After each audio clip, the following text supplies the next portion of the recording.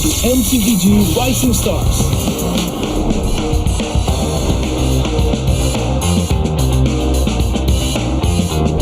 From September 12 to October 19, take part in the regional contest, open to all players. Step up and prove your strength. Division finals will run from October 24 to November 2. The top 16 players in each division may advance to the next stage of MRS. Check your in-game mail for information.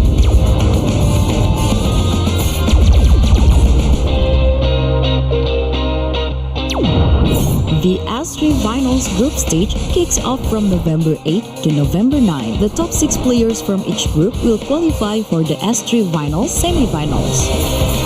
The semifinals will be held on November 15. The highly anticipated grand final arrives on November 16. The champion will earn a direct qualification for the first MCVG World Championship. The battle is on and the world is watching.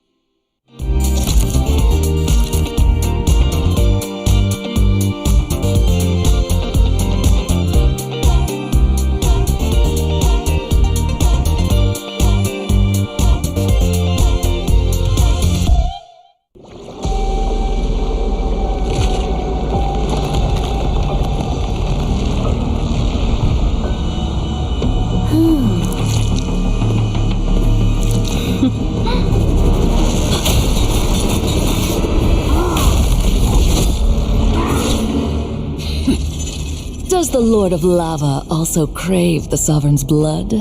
Fool! The tyrant's remains will only bring doom! Their brutal dominion, our warriors were corrupted into foul bonds of decay. Sovereign of the Abyss, Obsidia. The curse still flows within the Sovereign's blood.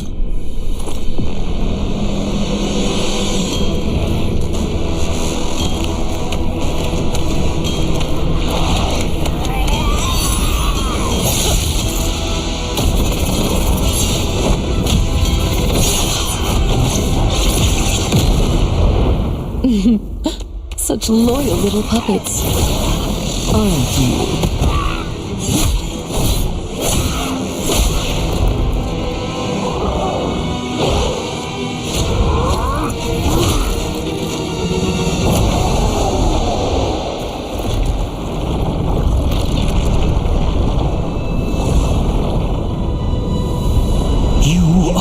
Merely a puppet, no different from my spawns. Bow to me. Keep your throne, or be destroyed. The Abyss bows to no one.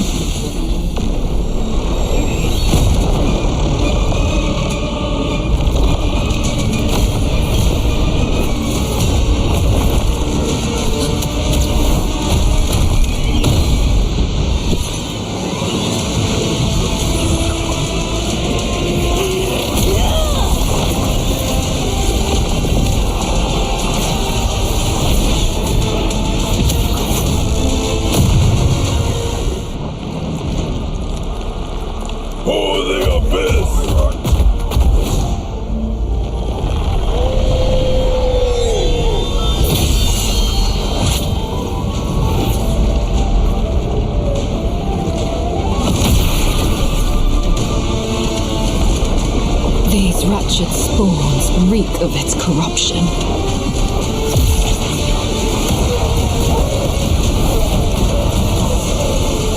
Your sovereign has a god to kill.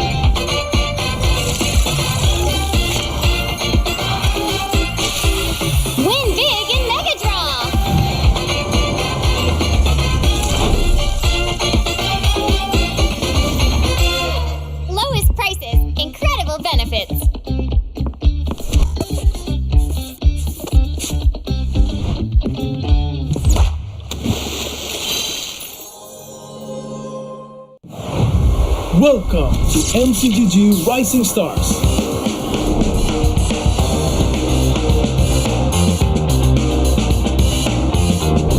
From September 12th to October 19th, take part in the regional contest, open to all players. Step up and prove your strength.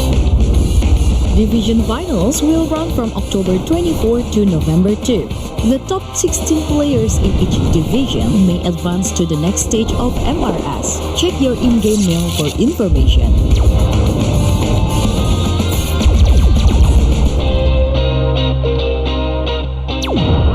The S3 Finals group stage kicks off from November 8 to November 9. The top 6 players from each group will qualify for the S3 Finals semifinals. The semi-finals will be held on November 15. The highly anticipated grand final arrives on November 16. The champion will earn a direct qualification for the first MCGG World Championship. The battle is on and the world is watching.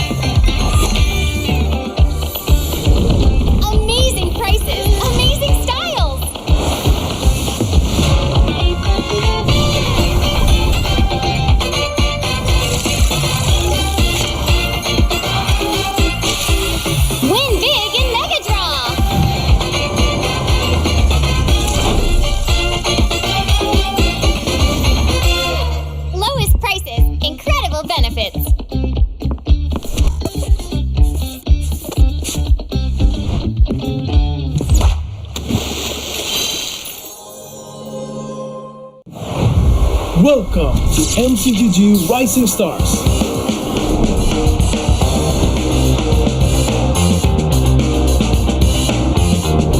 From September 12th to October 19th, take part in the regional contest, open to all players. Step up and prove your strength. Division finals will run from October 24 to November 2. The top 16 players in each division may advance to the next stage of MRS. Check your in-game mail for information.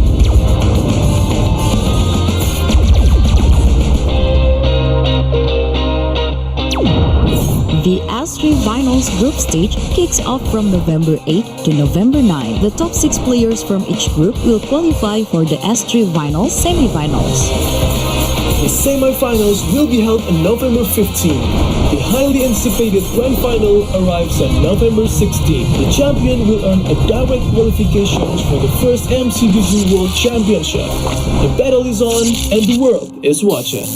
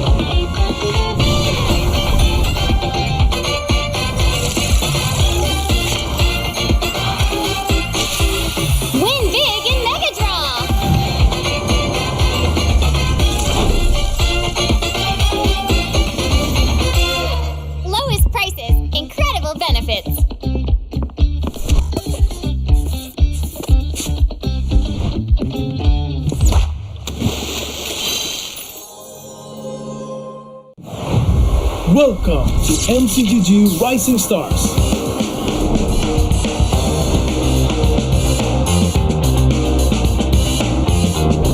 From September 12th to October 19th, take part in the regional contest, open to all players. Step up and prove your strength. Division finals will run from October 24 to November 2. The top 16 players in each division may advance to the next stage of MRS. Check your in-game mail for information.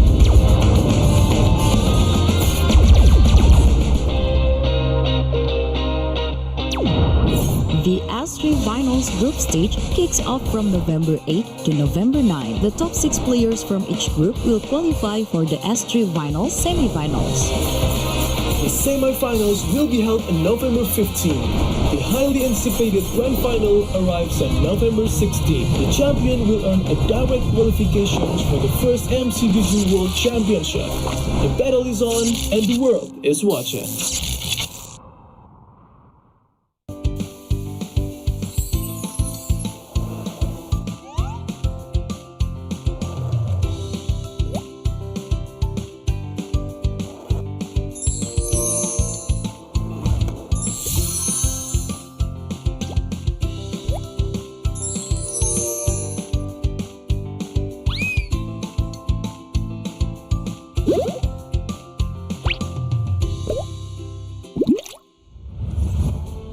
MPL Singapore Season 10 is powered by Moonton and Pulse Nova Entertainment. Presented by IT, your homegrown bubble tea brand since 2011. Official gaming chair partner DX Racer, the pioneer of the world's first gaming chair.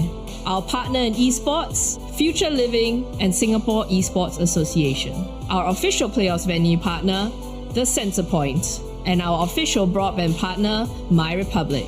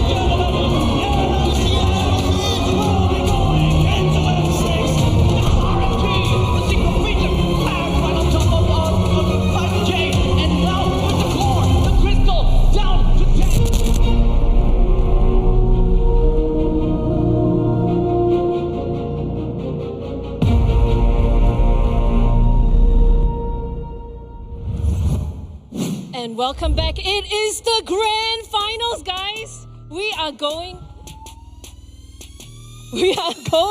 into the grand finals. It is a best of 7. Team Evil versus Flash SG. This is the be-all end-all. It has been weeks of gameplay. It has been years of training, months of blood, sweat, and tears. And this is all that they're fighting for, the trophy here today. And guys, we are here in Centrepoint. Who is here for Team Evil? And who is here for Flash SG?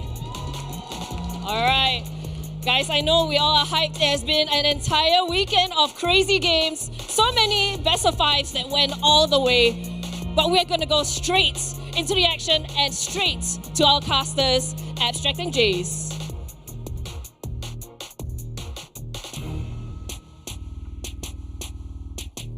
All right, never mind. We are not going to go to Abstract and Jace. We are going to go to look at the lovely MPL Singapore Season 10 trophy. It is a little bit sharp, but very, very big and absolutely gorgeous, guys. The winner of today gets to represent Singapore at M7 in Jakarta. And they are going to be representing Singapore, and they're going to be the pride and joy of us here. And so now that the casters are ready, let's head over to Abstract and Jace. All right, ladies and gentlemen, the time is nigh, and we are now going to be looking at the final series of the very long MPL SG Season 10. It has been a month. A lot of dramas, lots of upsets, and like what I mentioned, this is the most competitive MPL Singapore that we've ever seen thus far. Nothing can be as close as this right now, Abstract. Indeed. So, I gotta have to say that this series of today is gonna span all the way down to a best of 7 throughout the entire 7 possible games. We are just wondering if whether this will be the coronation for a brand new king, or are we in the end gonna be looking at the undying sovereign that Flash Singapore has gotten for themselves? That's right, you saw the videos yourself. 4-peat for MPL Singapore. It is Team Flash that reigns supreme thus far. And now there is a new challenger once again. And this challenger, as compared to the previous few seasons, man, there is a chance for Team Evil to finally get this MPL Singapore this season. For the side of Team Evil, they have been training, they have been playing, and they have been doing everything within their control to finally be at the point where they are just within an arm's reach away from that throne, that crown that we are talking about. Yes, and of course, you know, Abstract, Team Evil coming in the MPL Singapore scene since Season 3. A bunch of nobodies from the start, and now they're finally one of the Titans joining in their ranks and actually threatening Team Flash as well. Now the biggest question that all of us have here, all over the internet, all over the world, watching us live here in MPL Singapore, will they secure a 5-peat? As far as we're concerned, and throughout the information that we may have found, this might be the very first 5-peat in the history of Mobile Legends Bang Bang competitive scene. Yes, of course, but another question that we also have to ask is whether there will be a new champion to be crowned. MPL Singapore always usually have one solid team that's super strong, that dominates the scene over and over again. The past 3 champions, technically speaking, EVOS, all the way to RSG, and then after that, Team Flash. Will this season, Season 10, a double-digit season, would it be a repeat? Or will it be a new champion that will be crowned today? We'll always be questioning and identifying if whether this is finally the ascension of evil. And this is a difficult moment for Evil themselves. It is. And perhaps even for Flash Singapore. And it's going to be the first if we are sending Team Evil all the way to literally M7, right? Technically speaking, no organization backing. This is a community team from the upgoing. The Singaporean dream, technically speaking, would they go to the international stage, Abstract? Now, of course, throughout the entire of M7 World Championship, we already have some possibilities, and of course, some of the teams that have already kind of showed themselves. We here in MPL Singapore will be having only one team that will represent Singapore in the M7 World Championship. That's right. We of course gotta have to identify which team that would be. Unfortunately, Abstract and ladies and gents, there's only one slot to M7. It could either go to Team Evil or Team Flash. For the Evil fans out there that have been waiting for the coronation of Evil, the ascension of them, this is the graphics that you want to see. While in the meantime for Team Flash, this is not what they want. But we wanted to know if whether the barrier will be broken and if whether there will be any difference in the upcoming M7 World Championship with a new team that will be sent in the national stage. On the international stage, we, technically speaking, it's not really going strong for us, but hear me out. Maybe this time around there could be a miracle. We were so close for one of MSE when we secured top 4. But this time around, hopefully, maybe with a new champion, or perhaps with a refreshed Team Flash, would they be able to break this barrier? Speaking of Team Flash, ladies and gentlemen, we gotta have to identify and name the reigning champions of 4 years. Who is gonna be the one that, of course, is in this roster? Ladies and gentlemen, Flash Singapore!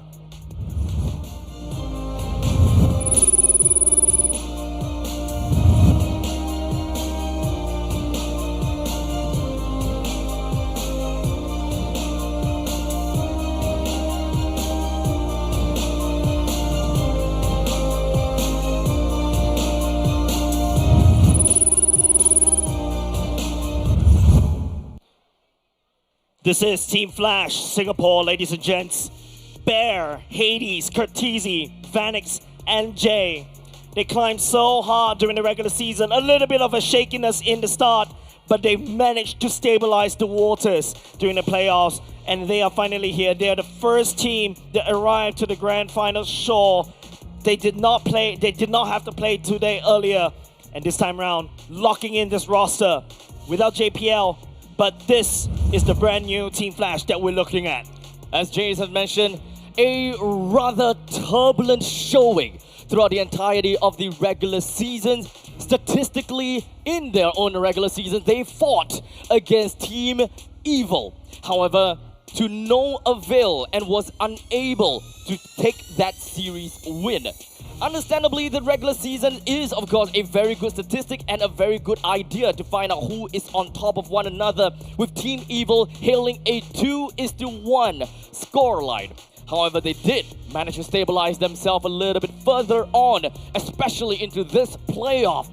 Their hard work and dedication coming into this playoff have definitely paid dividends. Definitely. Team Flash, by the way, you know, they won Team Evil yesterday. But of course, we're gonna have to take a look on the other side of the aisle, ladies and gents. It is, of course, the new challenger of MPL Singapore, ladies and gents. Give it up for Team Evil.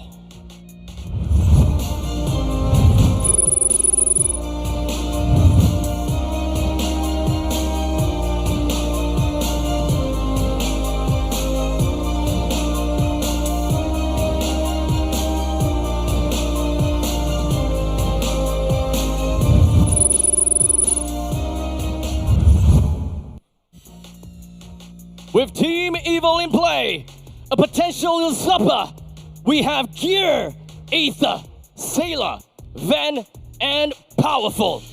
As much as we see these 5 throughout the entire year since Season 3, the lineups has changed, but their players and playstyle have never changed.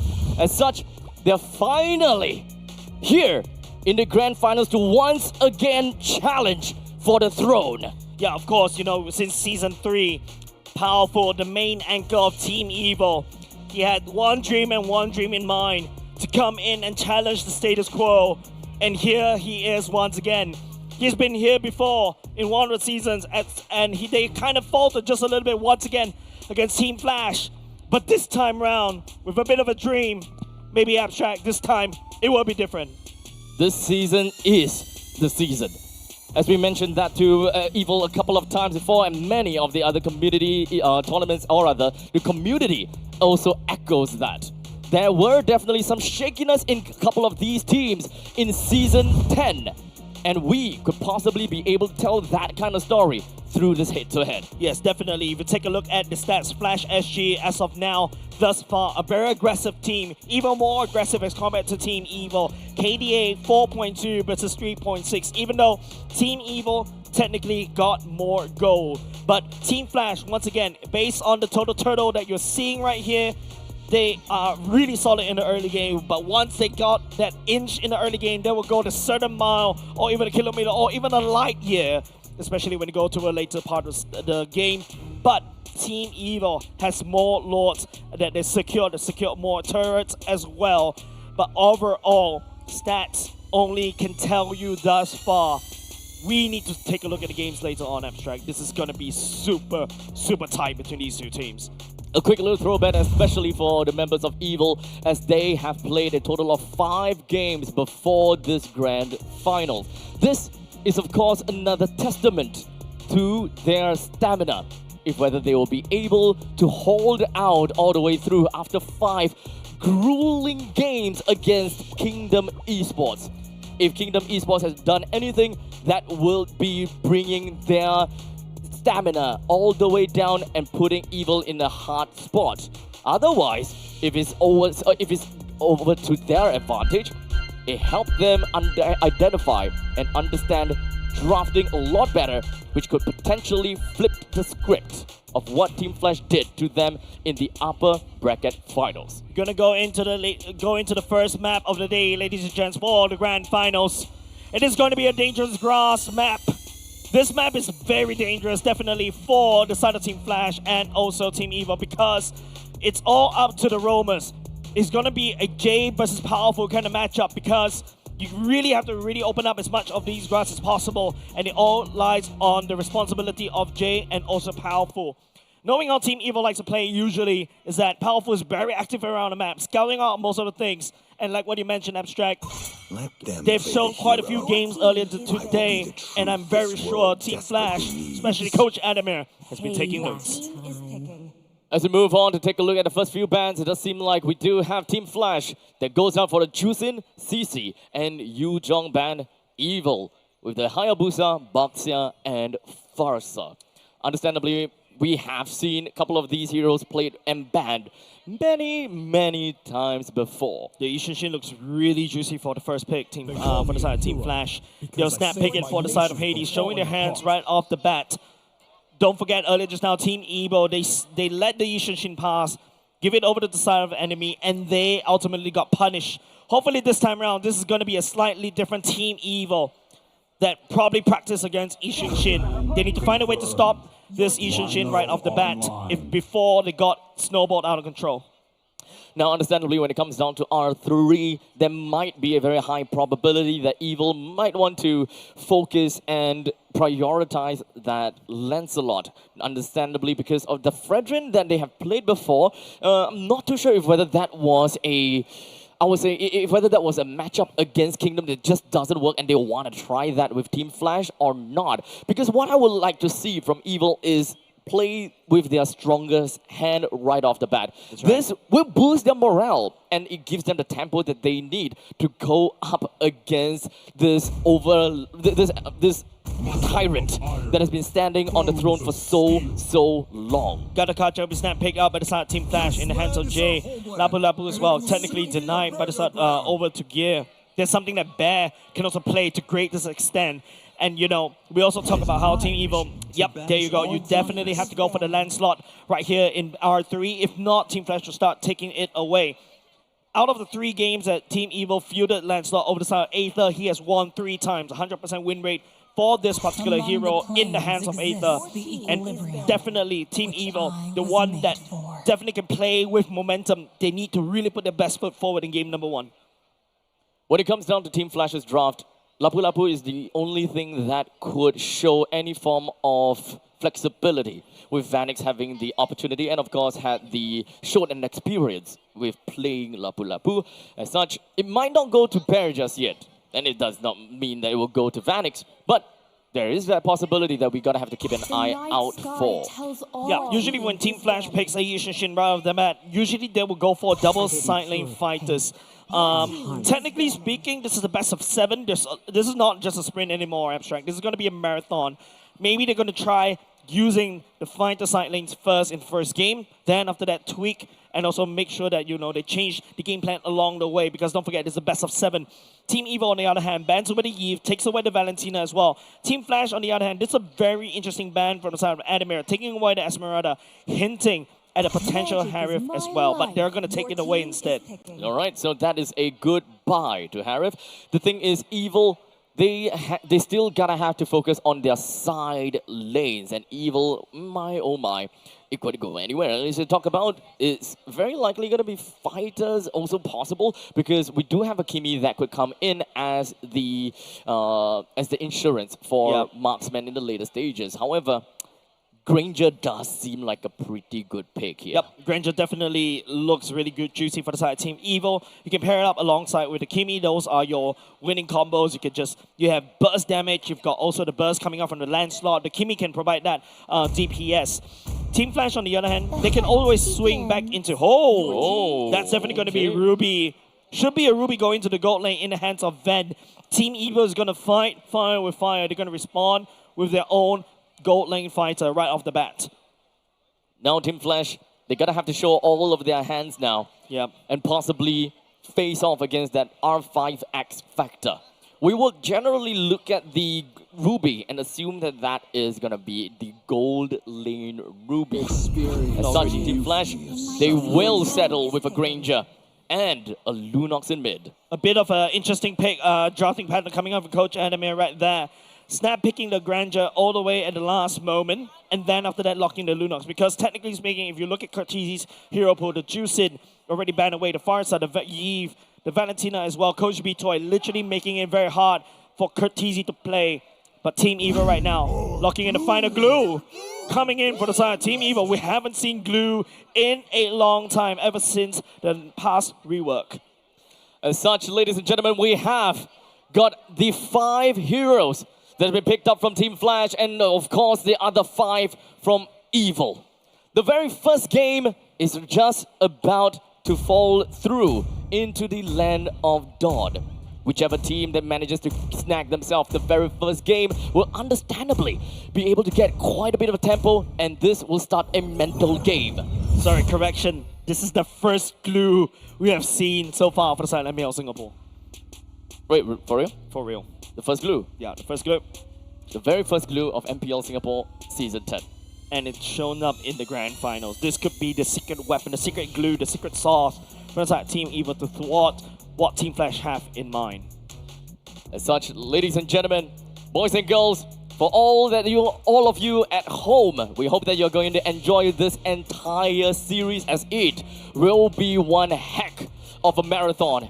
And everyone here at the Centrepoint, it's time to hear your voices as we go into game number 1 between Flash versus Evil. Definitely need all the support right here, ladies and gents. It all boils down to this. Team Evil definitely looking for that first win to set the momentum right, to set the momentum straight. More importantly, for the side of Gear, he needs to perform on this glue because, like what I mentioned, this is the first time we've seen glue in MPL Singapore, and they have to make it work going up against Lapu Lapu. Let's talk a little bit more about lane priority. The main thing is going to be the middle lane influence as to how Evil and Flash SG wants to play around with. Well, take a look at the gold lane. We start from that one. Fenix going up against Van. Ruby, technically speaking, you're gonna it's just gonna be a neutral lane, right? Whatever Grandeur will be able to do against Ruby earlier in the game is always gonna be absorbed and lifesteal all the way back. Now, I'm looking at the mid lane pick instead, right? For the side of Flash and Team Evil. Hold on a second. Jay, really hard invading, trying to put some dent over the side of Aether's farming. A little bit of aggression from the side of Jay. It did definitely give some information over to Team Flash SG. And when it comes down to experience between the Romans, Jay definitely do have a bit of that higher ground. With him coming in at level 3 already, it's not that big of a deal until we talk about the level 4 power spike, especially for the Romans. Yeah, a little bit awkward in my opinion for the side of Cortese to go for the wall will reveal Hades right now. Try to go back there. We'll not be able to do anything for now, but items check. Mostly all boots except for Gear going for the Dreadnought armor right off the bat. This is not exactly right, and something is different about the pathing of Hades. Something is different, as Hades is currently only at level 3, and it doesn't look too good as he's unable to do anything against Aether for this turtle fight. Yeah, you're right. It seems like one of the minions got stolen right off the bat earlier just now. Not too sure what exactly happened right there. Then Evil, because of that, pick up the first turtle already. Wonderful start for Team Evil so far. We definitely gotta have to look back a little bit to really identify what have went wrong. As one thing's for sure is that we actually, I think the Yushin Shin started off at the purple buff first. Aether is actually did the quick counter jungle against the enemy right off the bat. Earlier just now when you see the split screen, right? That is actually on the blue side of the map. Aether first creep is actually Team Flash's orange buff. That's why. Oh, we have missed that out quite a bit. It's very quick because it's very quick. We go straight into the split screen. You won't be able to tell. As such, this is going to be important information. That means that Team Flash, they didn't really quite manage to open the map up enough. And Jay, that's probably the reason why he actually had a little bit of a higher level as opposed to Evil, because he's kind of forced to go over to the opponent jungle. That's why he went over to the purple buff and be like, hey, look, there's people here, but what happened to ours? Yeah, so technically speaking, this is how you slow down the farm for the side of Yushin Shin, right? We're going to go into 3 minutes and 30 seconds. Team Flash is unable to really start any sort of fight, whereas Team Evil secured the first turtle already, and now it's all about whether they can keep out the tempo, right? This is a good start for them, but I want to see more. But Team Flash, understandably, because of the EXP deficit, they wouldn't want to jump into any form of battle. As such, Evil, they are going to be the one that will pull the trigger. And if anything, they are the one that will step on the accelerator. Yep, Team Flash definitely needs to buy a lot more time. It's all about Jay being able to provide the information. Maybe Bear will be able to step forward just a little bit to wave clear and also to output some form of damage. But Gear on the glue should be able to heal everything all the way back up. Same could be said on the side of the bottom lane where Vanix and Van, just take a look. Yes, you can gun Van down, but he's going to heal everything all the way back up. The level difference is going to make a very big difference. As such, Aether is currently at level 8 as opposed to Hades at level 6. And in the meantime, unfortunately, the traction pulse is not going to land. Powerful with the 2-man knockup coming in for the tectonic charge. Katisi not in a really good spot. In the meantime, Vanix as well. As such, Aether will pick up the first kill for himself. And that also will come down to Hades being the second death of the team. You can see that Team Flash literally put everybody right down at the turtle pit right there because they know they have to play from a deficit, Abstract. Team Evil, on the other hand, identified all of that as well and also did the exact same, pulling everybody around the turtle pit, ensuring they have a good lead, and with that, they've secured a 2K goalie in the favor of Team Evil for now. This sounds like a problem for the side of Team Flash, but one thing that we gotta have to remember is Evil is a composition that can play very well into the early stages, with the fact that they don't exactly have a very strong marksman as an insurance to the late stages of the game. Yes, Kimi is the marksman that we are talking about, but if you want to compare the power curve between a Kimi versus a Granger and a Sun Shin, let's not forget about that. This is a very front-to-back heavy composition from Flash that can rip the front lines to shreds. Yep, definitely, with the help of the Lunox as well, right? Like, there's a lot of damage potential for the side of Flash SG, but they know they haven't unlocked it yet. Losing 2 members earlier just now as they attempt for a fight, that means that they really need to slow down the tempo even more. If you notice, both of these 2 side lanes for the side of Flash SG is a little bit neutralized. As now the purple buff, it still went over to the hands of Hades, so he's still gonna be fine as much as Evil wants to choke them up a little bit more. But here we go, a little bit of immobilize onto Bear and Jay. But with the revitalize, they will stay safe for now. Purple buff still secured by the side of Hades though. Vanek doesn't seem like he has a lot of HP to work with. As such, he will not be able to be involved in this fight. The main thing is Evil managed to knock down half HP of the T1 mid. That's basically HP bars that you really cannot regenerate all the way back. Team Evil found a way to basically limit Hades right there by a sneaky hard invade at the get-go. It really slowed down the pacing of Team Flash, and Team Evil is laughing at it. Hades is still not there at all. Not at all. And there is no way that they're going to try to contest for this. If anything, Team Flash, they will lose in the early to the mid stages of the game, with the fact that they have lost every single neutral objective, and even some of these standing objectives. Team Flash will have no other way but to play possum within of their own lanes, anything behind of their T2, until the point where they might see any semblance of power from the side of Hades or Katisi. J-Main damage will result some of these ultimates for now. Vanix trying to gun Van down, but Van is healing everything all the way back up, and that's so frustrating for Vanix right there. He has to back off, has to watch the bottom lane turret get taken down slowly but surely. Flash SG is losing a lot of these real estate, and Team Evil is just literally just hard invading from the get-go. As Team Flash now having to hide within of their own base, or rather in their own jungle. They understand that as long as they have the T1 turret, they still have got some ways to play around with their purple and blue buff. But that is of course with Evil, they're trying to be as aggressive as they can. With Aether literally just knocking onto Jay, there's really nothing much that they could do. The moment that Team Flash tries to retaliate, there could be very unforgiving circumstances for Team Flash. Yeah, Team Evil identified the AOG is already gone by the side of Jay. That's why they're really daring to step forward, opening up using the traction pulse, pushing Team Flash all the way back, clearing and dissecting Flash SG bit by bit. Team Evil just burning the all of Team Flash first tier turrets already.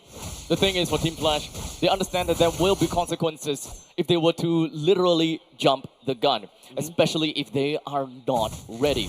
They would much rather minimize their losses and try to give some of the standing objectives and perhaps even the map over to Evil. Yep, not a lot of items for the side of Team Flash. If you notice, Vanix had to skip boots just a little bit in order to purchase the Skypius and hoping that works. But if you take a look at Team Evo, they're more than ready to duke it out, right? They've got quite a few Crane's Wings for themselves.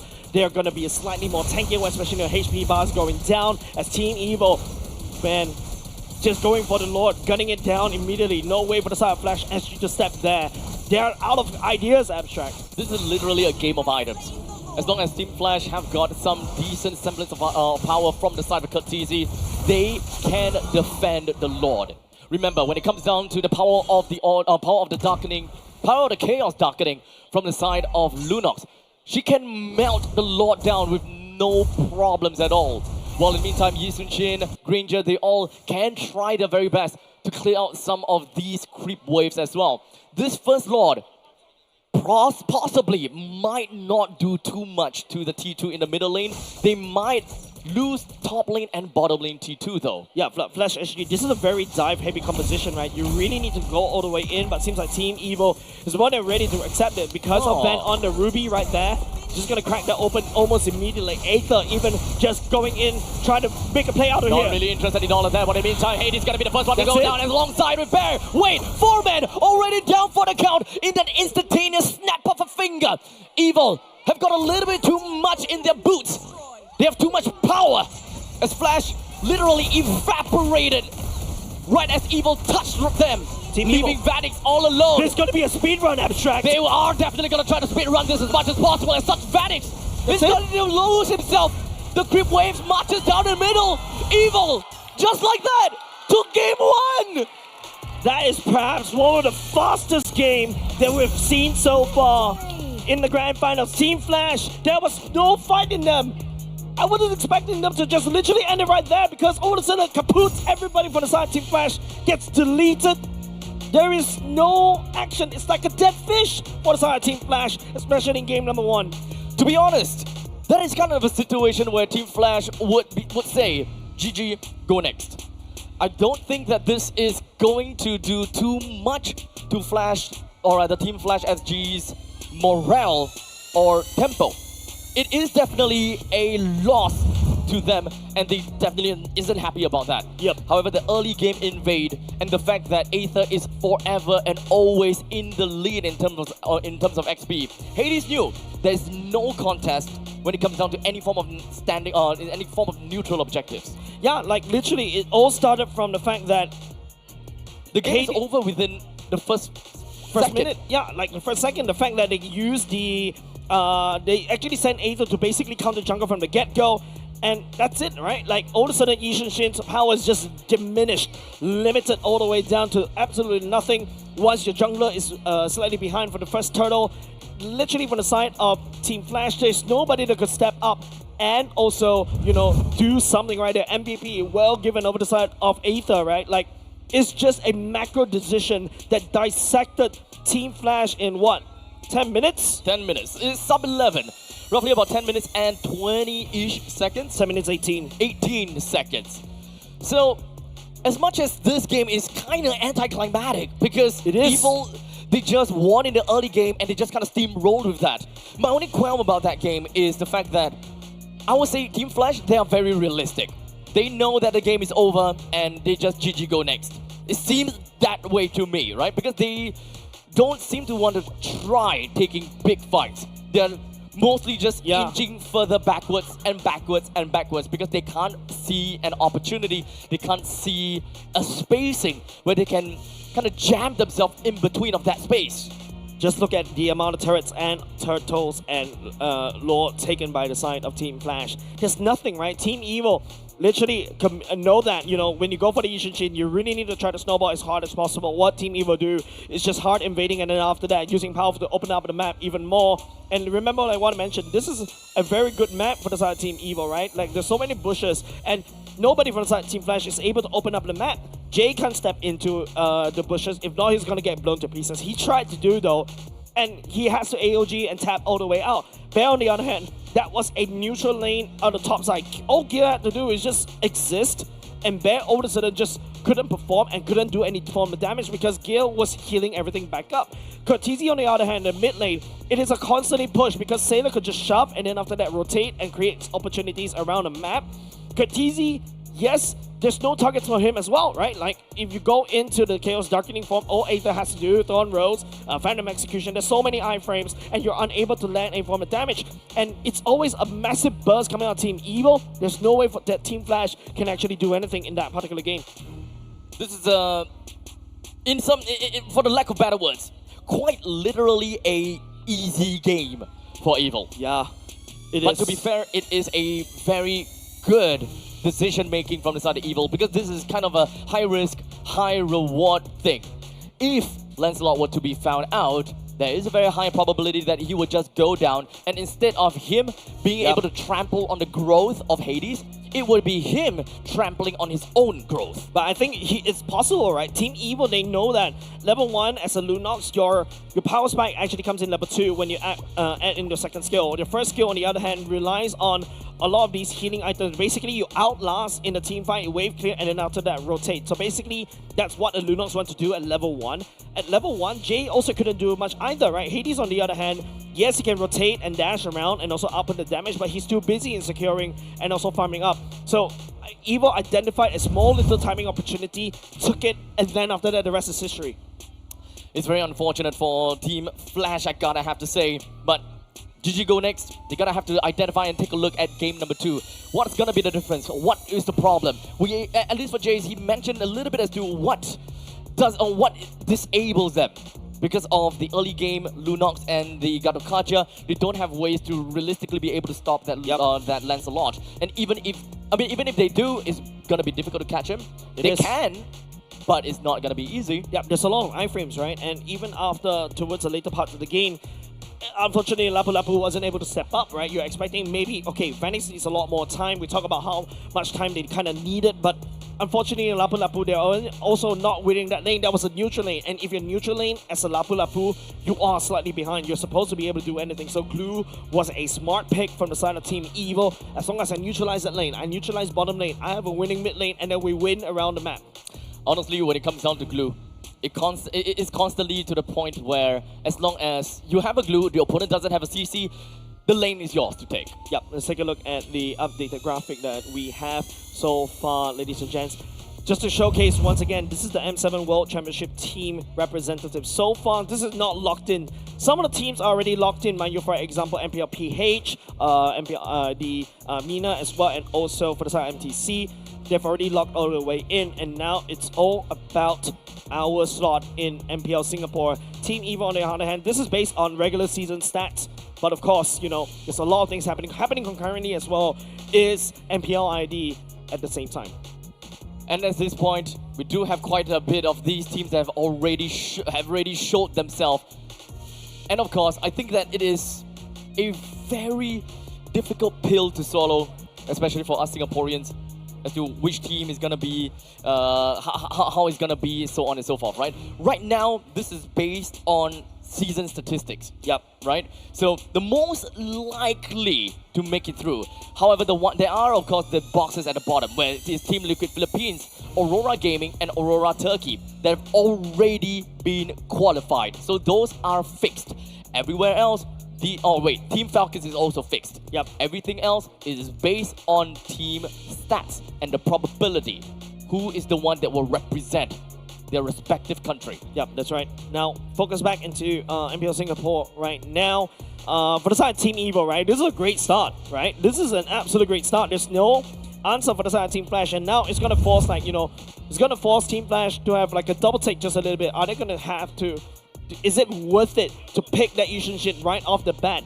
I think it's a yes, because Aether is also really strong on the Yushin Shin as well, but they went for a Lancelot, which, you know, he had wonderful showing, especially in the previous series where he went up against Kingdom Esports. All in all, game number 2, gotta have to be a full-on reset for Team Flash Singapore. As for Team Evil, they will take what they're given. Yep. Drafting? I don't know. It seems like drafting can kind of go towards the same direction. Game number 1 is all on about execution, right? It Remember, is. we talked about double marksman. It worked out. It definitely worked out before. Team Flash, look at them, completely unfazed. They don't care.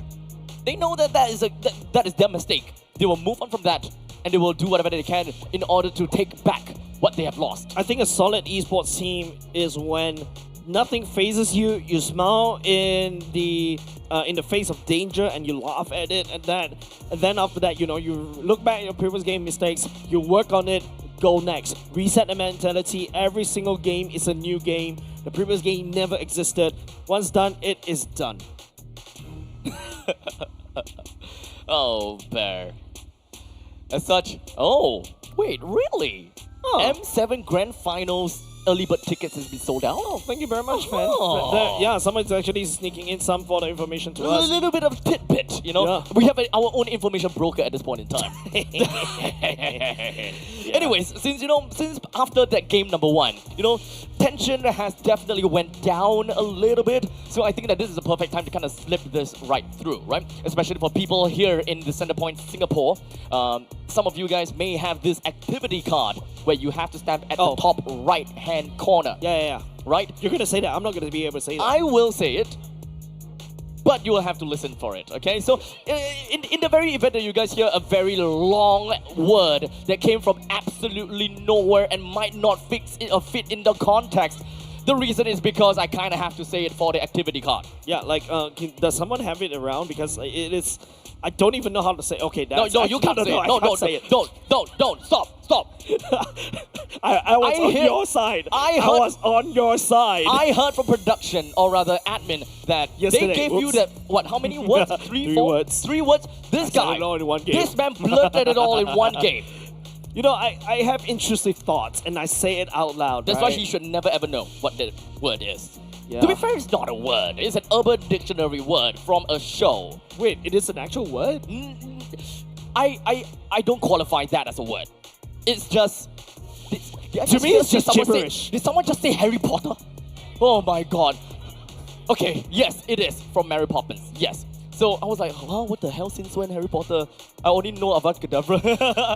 But yeah, that is that one very long specific word that I will have to sneak in somewhere. So to everyone here in Centrepoint, wait for it. Okay? Definitely not coming from me, because I don't even know how to pronounce that word. And we talk about Avada Kedavra from the side of Harry Potter. Literally, Team Evil, Avada Kedavra, Team Flash, there's no way for them to basically collect 200 from the get-go, right? Flash SG literally got flashed and flushed down the drain immediately in game number 1. They all started that at that 1 minute. Even like us, we were like, wait, hold on a second. Why is that Yishin Shin at level 3 when Aether is already level 4? And we literally have to scrub all the way back in the footage. And that's when we're able to find out the fact that, Aether snuck the orange buff away from the side of Yishin Shin. Literally bamboozled us, I would say. That is quite a bamboozle. Yeah. Is there more other words funny enough to say other than bamboozle? Well, I'll tell you what's funny. Flying Cloud coming back into the map once again. It seems like, the rest of this MPL Singapore yesterday, it's mostly just Flying Clouds over and over again. And it seems like we were going to go back into Flying Clouds for this particular map. Flying Clouds has been a very controversial map. I'm starting to love it a little bit, especially when you are playing on the defense. You can just reinforce very quickly to the front lines or set up a very good flank on the sides. And then after that, you play for some crazy pick-up plays. Like, for example, even a potential Alice, because like Alice, I would say, is also wide open in the game earlier just now, but it wasn't picked up by any of these teams.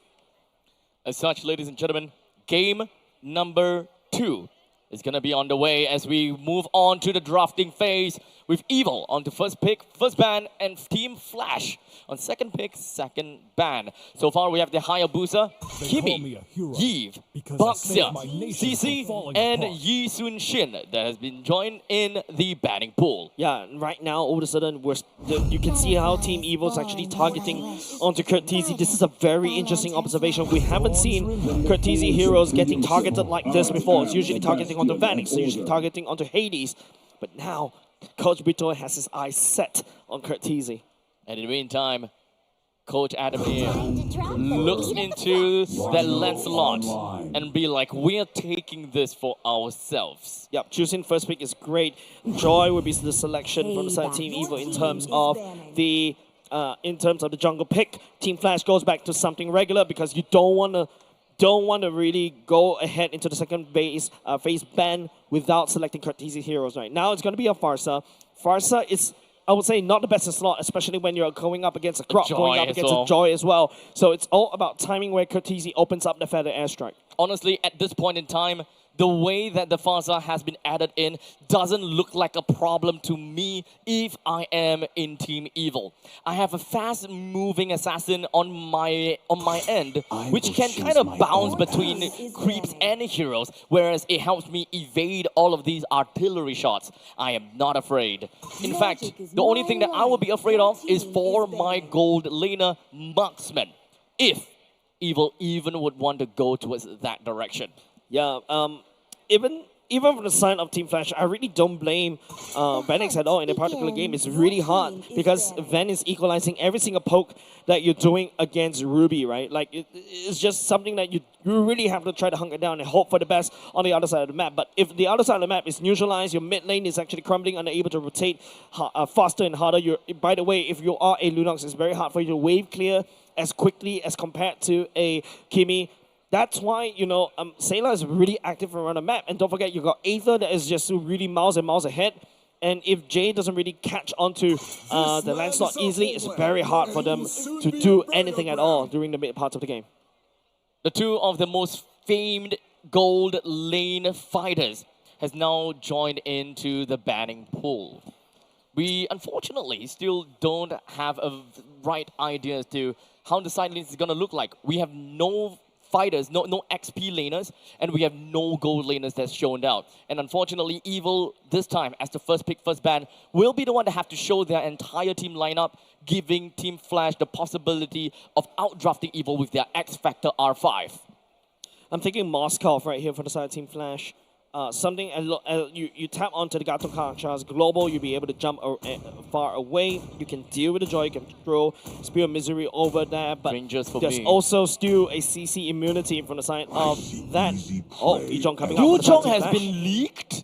Okay. Apparently that has been leaked all the way through. Yep, Alice as well.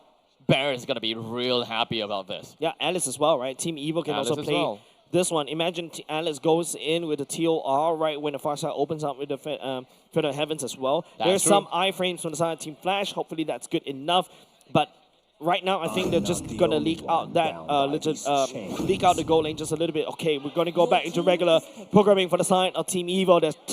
They tried to use it yesterday against Team Flash. But Van going in for the Cho. This is a Cho gold lane for the side of Team Evil. I can totally understand the fact that they have decided to go towards this direction. They don't need a reason to deal with a high ground Farsa if they're just going to be playing dive all the way through. Especially with someone like Cho in the gold lane with great mobility, you can quite literally Jit Kundo and Shumpo your way and out of that ultimate from Farsa. It's either you go out or you go in, or you sidestep to the point that the ultimate from Farsa becomes irrelevant. Is this a time where Team Flash goes for a fighter jungle? Fighter side lanes, mind you. It's going to be not the case. It's going to lock into the Moskov. And now it's once again going to be a race, right? Team Flash need a race and make sure that Moskov get a good game and also farm up.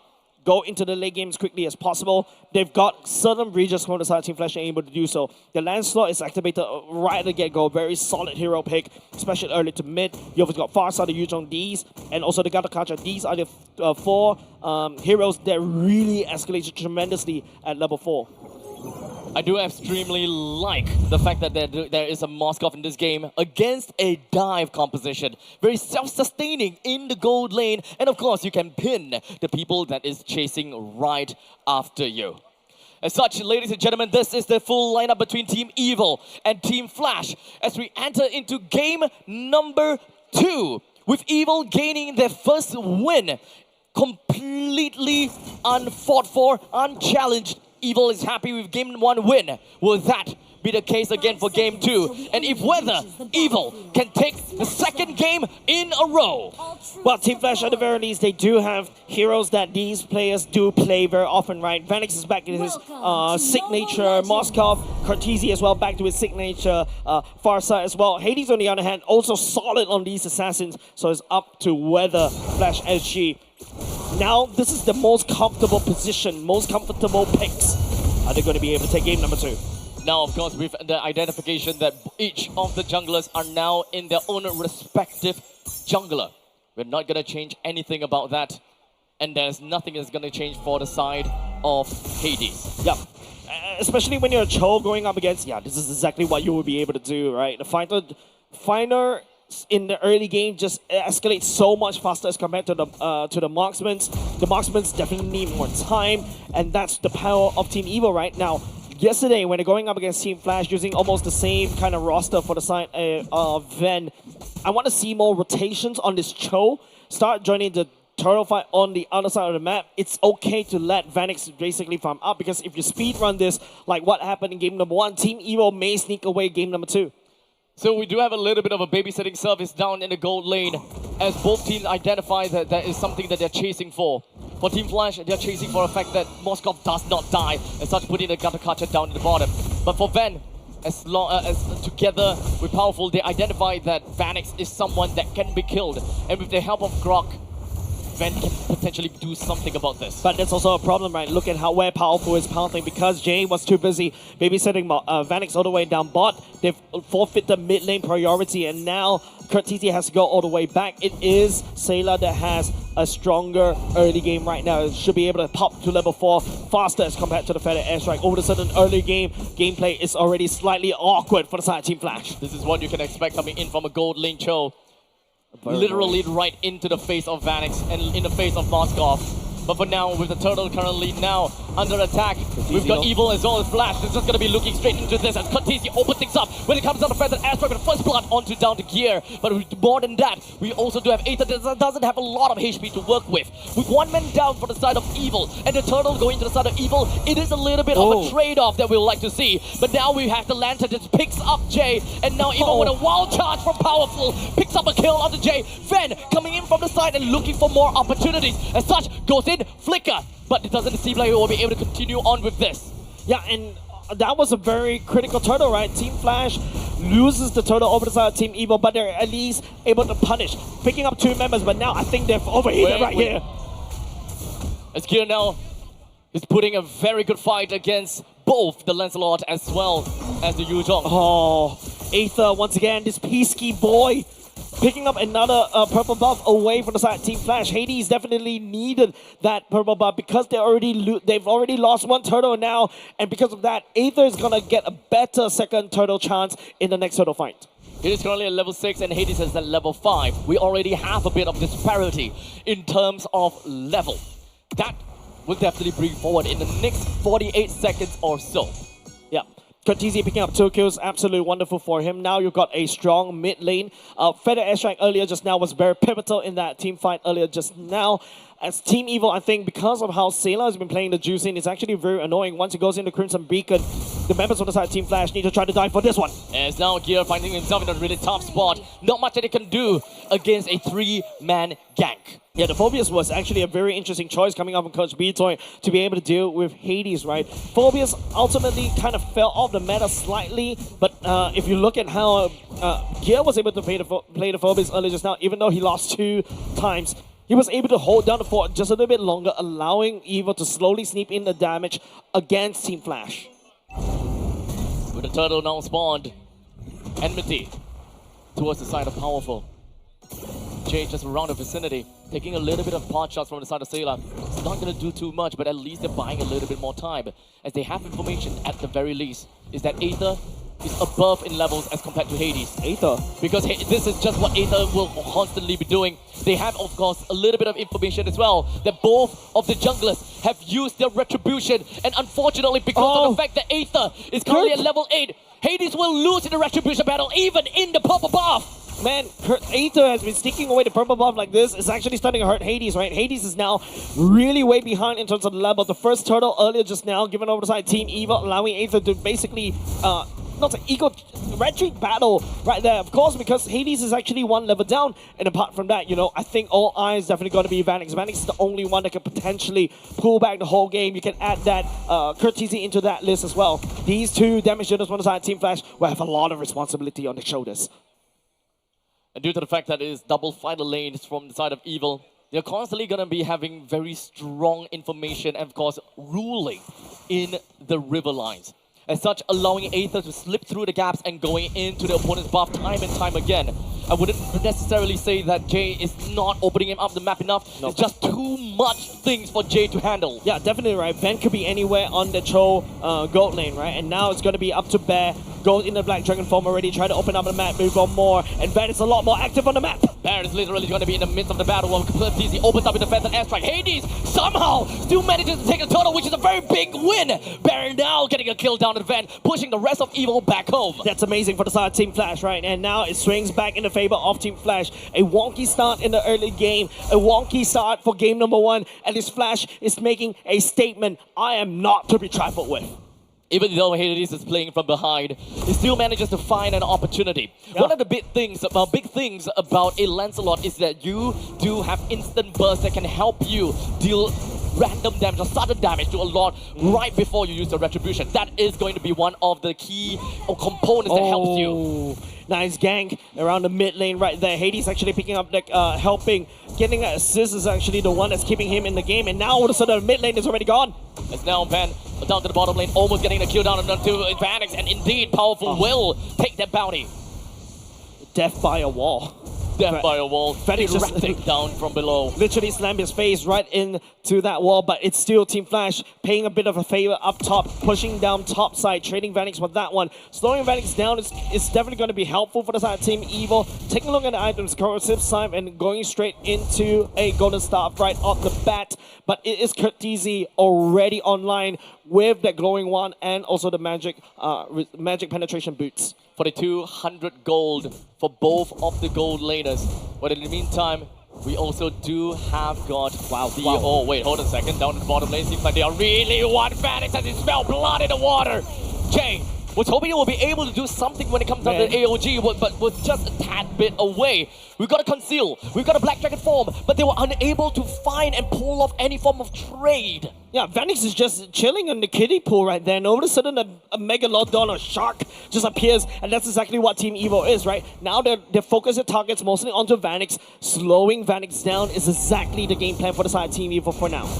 But they will definitely be trading some shots here and there as Katisi opens up when it comes down to Fast and Airstrike. They pick up a kill down onto Gear. The rest of the members from Evil, they're still going to be chilling around as they try to look for more and more trades. They're losing out in trades for sure. Evil, they will start to lose out more as now Flash have got 2,000 gold lead on top of Evil and they have regained posture. Aether is trying to charge up the dashes as quickly as possible, but he's not able to do so. Vanix, yes, down to that, but he's able to join any form of fight. Van is being super annoying for the side of Team Flash right now because Van, as this Cho gold lane, is just opening up the map as well and also finding key targets. There's gonna be a two-man tectonic charge, allowed Powerful to get a kill down. However, Hades did manage to get with the turtle, or rather the lockdown. Powerful will go down in the meantime, but jungle against jungle. Hades takes the first L, while Ven continues to encapsulate the entire moment by getting a kill down on the bear. It's a 1-4-3 trade, while the Lord still goes over the side of Flash, and in fact it's not quite over just yet, as Evil really wanted a T1 turret. Yes, I don't know who got a very good trade, right? Flash SG needs to sacrifice 3 members from the side of themselves just to be able to take down the Lord, which kind of slows down, kind of deny it. But Team Evil made it a bit of a stalemate, right? Mid lane also cracked open for the side of Team Flash, but Team Flash has the Baby Lord. The Baby Lord marches in, ready to pillage all of the standing objective that Evil has. All these small little random bounty across the map is going to be some rich red packet over to Flash SG. Yep. but Team Evil was able to crack open mid, and then after that, go ahead and fix the waves. Now, Team Flash sending this Lord down, I think, is just gonna be like watered down and saying there's nothing you can gain out of this one, especially when you look Team Evil fixing down bot lane. Ven is also down there as well. Flash need to make a play right here. Conceal play also going. Here comes the Black Dragon form. I don't know whether they will actually commit into this. Indeed, they will. It does seem like Aether is going to be the first one that will be under the chopping block. However, they will try to go for a little bit of trade onto Bear as he dove in right underneath of the turret. Ven doing God's work down at the bottom lane right here. Team Evil was actually having a bit of problem right there. At least they were able to pick up Bear up the top, but Ven is the one that led down the siege down bot. He's sneaking all these objectives away from Team Flash. It's completely tallied out, and I will say that the trade is fair. And for losing a jungler, you take one turret in the bottom, and also you take one XP laner out of the equation. It's pretty fair, in my honest opinion, with Evil now having a slight tad bit of gold advantage of 600 gold in total economy. Yeah, but right now, you know, if you asked me earlier just now, but hold on a second, there's going to be a slight pick off right there for the side. Ben, the kick was already, sorry, no kick, there's a knock up onto Hades. But if you asked me earlier just now, Abstract, who actually got the Lord, I would say it looks like Team Evil was the one that got the Lord because Flash did not get anything out of that baby Lord. And in fact, they lost even more. They lost 3 members to get that Lord right there. They lose the bottom lane turret, and then after that, as they're trying to lay down siege up top, Bear got killed as well by the side of Team Evil. Essentially, it's going to be a tough spot for us to really identify how is it going to be like for both teams. But for sure, Team Flash, they have higher sustenance going into the later stages due to the fact that they have a late game monster, and that is a Moskov. Moskov has got the potential, has got the ability to go for cross-map plays. Let's not forget about that. Yeah, Venix has been missing a lot of critical SODs already. And you can see that, yes, there's definitely potential, but Venix start joining the fights. Maybe it's time for him to basically not play the side lanes because Ven is more than happy to fix all these lanes. And it's also going to be slightly scary, right? If Ven is definitely going to be building mostly damage. You can just easily Jeet Kundo and after that knock out Vanix, and all of a sudden Vanix is in a awkward position. So we're looking at mostly Team Evil versus Team Flash, a 4v4 right here. Let's take a look down what I told you. up in the top lane. Oh! Critical SOD and miss Abstract. Ben no longer has the flicker. But in the meantime, the main team fight all the way down to the bottom side as we do have got Aether and Van taken down. It does seem like Vanix one is his own 1v1. While the rest of the Flash has seen is going to be going all the way down south. While Gear continues to fly up to the sky, continuously slamming down his monolith. But it doesn't seem to phase off Team Flash. Team Flash, that clutch right coming into. Kha'Zix picking up a godlike earlier just now. Vanix that 1v1, even after SOD miss, was still able to pick up Ven, and now they can convert this into what? A 4-member down for the side of Team Evil and also potential Lord. This is an enhanced Lord this time around, going in the pockets of Flash SG. The idea of Evil going dive and being able to sidestep against Kha'Zix's artillery shots unfortunately has been trumped, as Evil is starting to lose more numbers than they could have counted, as Kha'Zix already have managed to frame up 7 heads on his own plug. Yeah, he's definitely going to need that Wind of Nature for the side of Vanix, right? The burst potential coming up from Ven is there. Cho is like an assassin that Vanix had to look out for as well. And it's a go-for-gold trade. It is an equal trade. Team Flash, on the other hand, they also cannot send Hades to start split pushing the map because potentially if Ven goes in, assassinates Hades right there, then it's also more worth it. Team Evil will have a stronger objective priority. Taking Lord is going to be a tad bit difficult as now Bear soars above the sky as the Black Dragon. While we Kha'Zix all the way at the back when it comes down to the Feathered Airstrike as well. More or less to be enough to push the rest of Evil away. However, Jay got a little bit tad bit too far in. Not with the AOG though, but he still found himself too deep in, probably because of Ven. Twice for the side of Team Flash and trying to push something, right? Push it down the top side turret and maybe hopefully crack open both top and mid at the same time. But Team Flash ultimately got punished. Jay, like what he mentioned, flew too close to the sun. The wings wax got welted off. But at the very least, Team Flash still secures the mid lane turret for now. Look, items check right here. Vanix is slowly going into the Malefic Gun very soon. Wind of Nature, like what I highlighted, is going to be very pivotal for any ways to be able to counter Ven. And now, I'm sorry, the trophy is kind of blocking the item just a little bit. But if Van is going to go into the BOD right there, this is going to be a massive amount of damage. If he plays cards right, and of course, you know, just start playing Bushwhack, Vanix may find it difficult to join in any of these fights. Oh, this might be a small little catch that might translate into something, or maybe not. It is still a Farsa that does pretty darn good damage, as you can see. With the Glowing Wand, the Witching Lantern, and Divine Glaive, that would tear through even whoever that picks up an Athena's shield, which is what Grog has. Yeah.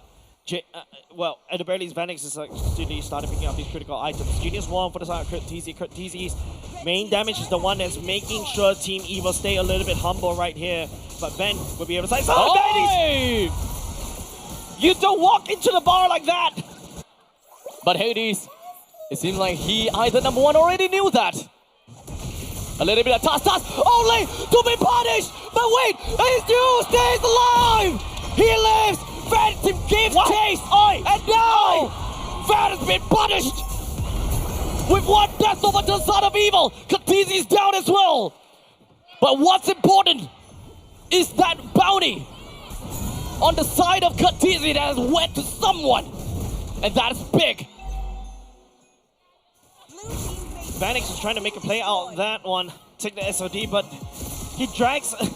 Hades drags the whole members, literally playing with fire right here, have the lighter up, and then literally, playing with fire himself, literally, right? It feels like Hades has unlimited CD. It's a little bit unfair. This guy's been piloting this Lancelot like crazy. It's kind of crazy how Van literally just ran straight in. To be fair, though, I do think that if he actually wins that, this will be a very good trade. Yeah. As much as Van is in the gold lane, he is not pos 1. So throwing his life away for a potential pos 2, or in this case, position 2 of a jungler, that is massive amount of trade, and that's a massive amount of value.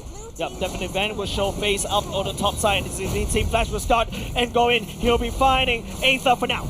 As now the Black Dragon form is due up to the sky, and that is going to be a furious dive, just going to be landing on everyone. AOG on the 2! As now everyone's just going to be clumped together. No traces of it just yet. Only Bear, take him down. So is Kurtese. The rest of the gear is just going to be putting himself right into the face of the enemies. What Katie picks up a killing spree. The rest of Flash SG, they don't have a lot of HP to work with, but they are still going to be doing their absolute best. Hades tries to walk himself away, but it does have got a little bit of thought throws to iframe. Out of all that fight, he gets away with a sliver. How many times has Hades got away with sliver of health? It feels like his HP bars refused to go below 1. So many times this miraculous escape. And yet Vanix finally free hitting and doing up damage against Team Evo. If Team Evo is unable to catch Flash SG like that, bust them down immediately, this is exactly what happens. This is why I still prefer the gold lane marksman. It's not going to be easy to just immediately assassinate Vanix. It does have got good sustainability when it comes down to a free blink of his own skill. For every shot he takes, it goes down in cooldown as well. It does have got a way to pin you too. How long do you think Hades have to play in order to practice Lancelot like that? Because those maneuvers are crazy. Those maneuvers are hands down instinct. He has played the game so far, so much. In situations like these, he just knows how exactly to do or how exactly to act in some of these situations. Yeah, Team Evil is literally pouring everything they've got to try to catch on to Hades, but Hades is just like untouchable, right? Literally Michael Jackson all the way, moonwalk, it's just stunning and also doing damage. As such, remember, even though we are 18 minutes into the game, Team Flash may only have 2,000 gold lead on top of Evil. The main problem and the main change is the fact that we do not have a proper marksman from the side of Evil. That's right. Why is that such a big difference? It's because of passive damage. You don't have anyone to just free basic attack anyone and everyone from the side of Team Flash. Yep. Once you have expended all of your skills, you have ran out of mana, you have your skills on cooldown, your team is on downtime. While Team Flash, even if they are on downtime, they have a Moskov that will throw spears in your face irregardless of mana pool. Crimson Beacon already committed by the side of Sailor. Hades down low just a little bit more. Nice knockup though. There's now Hades is still gonna be fine for now. Curtis is just gonna be popping himself into the Phantom Airstrike. He pushes everyone else away. Powerful doesn't have a lot of HP to work with as such. He will still go down to the hands of Phoenix. That's the killing spree credited to him. As now Ven finds himself in the top spot, right in the heart of Flash. With 3% down from the side of Evil. Team Flash, they will try to make their way and they're marching over to Evil's base. They look for one, maybe two. In fact, they will with Aether down and Gear at the same time. That's it. Evil trying to throw everything against Team Flash in game number 2. And Team Flash say, hey, you can play with fire and I will do so. No, sorry, I can play with clouds literally flying around your base because there's nobody left to defend it. The celebration for Flash as they took that team fight in stride or in clouds in this case. Literally flying around there. I mean, there's nobody from the side of Team Evil to protect and defend their base. You can see how many times that Team Evil try to catch onto Hades. He's just slippery. He's like a fish jumping out of your hands when you're lathered in soap. That's kind of worse. Yeah. Yeah, that is. I mean, not that I know how it feels like, but it sounds very slippery. Seems like you haven't been cooking before. I did, but not really, you know, fish right out of water kind of situation. Yeah, definitely, right? And ultimately, Team Evil flopped right there, right? Like, in game number 1, they've got a critical mass as well, starting from game number 1. Game number 2, unfortunately, once Hades picked up his Lancelot, he played Lancelot like he is literally the Lancelot himself. He's not controlling it by a joystick. Unfortunately, I think that you can tell a little bit of that disparity between both the users of Lancelot, right? One that plays very individualistic, such as Hades, and one that really plays for the team and try to look for opportunities and, of course, play as a team and use and lean onto the team. That doesn't mean anything bad, but it just shows the different kinds of ways that you can play the Lancelot, either completely individualistic or the other way. Yeah, MVP, you definitely have to give it to Hades right there, because that is just crazy gameplays on that. There's so many times when you thought Hades would be dead, right? But he just disappeared into thin air and then reappeared. He's literally playing like his Yellow Flash himself. Oh man. It's kind of difficult to be able to just say that, you know, this is a stomp. This actually isn't. 18 minutes game, we've got a couple of back and forth. In fact, I think that for the side of Team Evil, they did a really good job keeping Hades in check. To the point that we saw a good 2-level gap. And yet, and I think that this is the reason why Hades really deserved his MVP, is that he managed to still climb back out. He still managed to win in the total fight despite having that 1-level disparity, and that retribution changes, or that retribution damage really changes things. Yeah, and once Hades identified he's not able to win in this objective fights, he started targeting down heroes, right? He started taking down, start getting in the mid, helping TZ pick up kills, and after start getting top side, making sure that Bear also has a good game as well on the Zicho. Starts going down all the way down bot as well to kind of work it out, because man, Hades is just insane on this Lancelot. It's not over until it's over. It truly isn't, right? In the previous game, it definitely seemed like the situation is extremely dire, but this game, the team Flash Singapore, they identify that and they know that, look, we are already so deep into the game, there is a point in playing, especially since we have a Moskov. Yeah, and you know, the Moskov is just the icing on the cake. Once Lord Banning start picking up the damage items as well and start just hurling spears, don't forget, this is a Moskov, right? This is a Moskov that has AoE damage. If the rest of the members on the side, Team Evil, are able to catch onto the Vanix as well, Ven is actually trying really hard. This is a good show game for the side of Ven, but they needed more. Ven is actually starting to rotate earlier just now to try to like limit Team Flash. In fact, Team Flash was kind of limited in the early game. Gil, on the other hand, also did quite a decent job as well, but it's a little bit too much because Hades is just flying everywhere. Vanix, on the other hand, has farmed up. Curtizy having a wonderful game on this Farsa, and the rest is history because Team Flash just literally won another game But like what you mentioned, it is not as convincing as compared to how game number 1, how Team Evil within 10 minutes and 18 seconds swipe out Team Flash just immediately. One thing for sure is that Cho Gold is something that we don't see very often, and in fact, this is a relatively new thing. So let's highlight that a little bit here and take a look at what he has gotten for himself and, well, supporting for the team. With the Blade of Despair in his name, not Blade of Heptases, Blade of Despair, together with the War Axe. The War Axe is actually the first item that Van built. Yep. So let's remember that, right? We also have the Brute Force Breastplate and the Endless Battle. I just don't know what to do. I don't think it's about the items anymore. I think it's really about how Team Flash maneuver around it.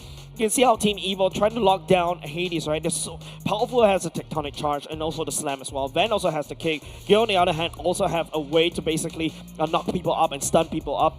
But Hades is just having a free reign. I feel like, unfortunately, I would say you need to really...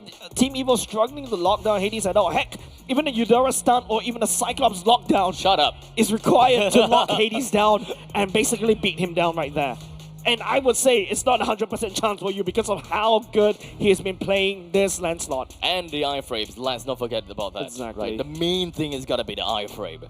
Now, all in all, when it comes down to statistics, I think that numbers always tells a very different or similar kind of story, right? Van, even though he's kind of building damage, right? You would expect that he might not receive that much damage, but no, he does. With 119,000 damage taken, solely also because of the fact that he does have got ways of sustenance, right? He does have that War Axe that can give him the Spell Vamp. Let's not forget about that. Now, in the meantime, I think that the main thing that Evil is having a real problem about is sliding through the gaps and, you know, playing in team fights. I'm not too sure if whether they are trying to avoid some of these pot shots from Curtizi or not, because it feels like some of them, they're just taking it, right? They're just eating that shot. And that's why Curtizi got like 70 kills. Yeah, and Curtizi, you know, in the early game was just phenomenal, right? Like his Weather Airstrike, like what I mentioned, it's a very scary roster if you are playing this Farsa, right? You have to look out for the Joy that could literally run you down. The Justin Crimson Beacon, you can just ignore the Better Airstrike and then just work on just hard ganking it and pick up the pick up the Farsa immediately. There's also a Phobius that could just land down damage from the top, and also the Cho, the homing missile. If he identifies onto Curtizi, it is over. But it is just, I would say, Team Flash using Hades, creating a lot of pressure, creating a lot of things. I would say, unfortunately, I have to say this out loud. It feels like this game, it is the Deadly Duos game. It is Curtizi and Hades game right there, balancing out the damage and also just distracting Team Evil from executing their evil plan. As much as possible, and as much as I thought that, you know, this dive composition from Evil could help them win against a uncontested Farsa, because they have got no answer. Aside from sending Grog literally just flickering over and having the tectonic charge, that's one way, but I don't imagine them putting that much priority just because of a Feathered Airstrike. Yeah, but like I would also say it's just also there's not a lot of damage that you can see from the side of Team Evil, right? Like this is the problem when towards the later part of the game when Vanek started to pick up his necessary items, when he started picking up the 3 items, attack speed items, he's just gonna output quite a decent chunk of damage. If the fight goes even further, even longer, within like 3 seconds, it is over. So which means that it's about Team Evil unable to land down the CCs and also blow up key targets. Yes, it is mostly Jay that got blown up instead, but Jay is just a roamer, right? He's more than happy to absorb all these CCs and damage coming out from the side of Team Evil.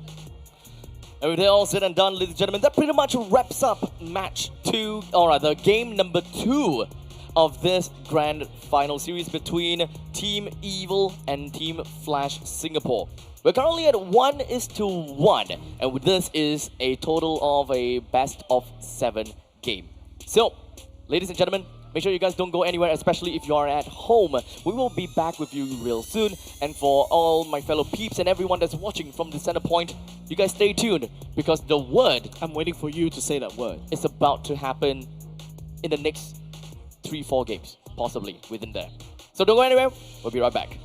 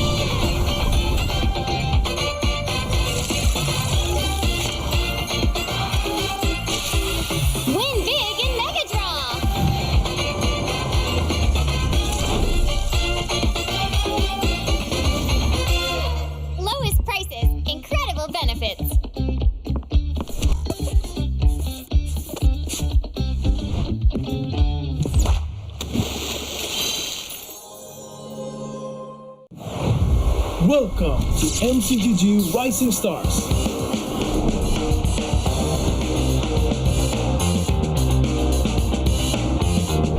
From September 12th to October 19th, take part in the regional contest, open to all players. Step up and prove your strength. Division finals will run from October 24 to November 2. The top 16 players in each division may advance to the next stage of MRS. Check your in-game mail for information.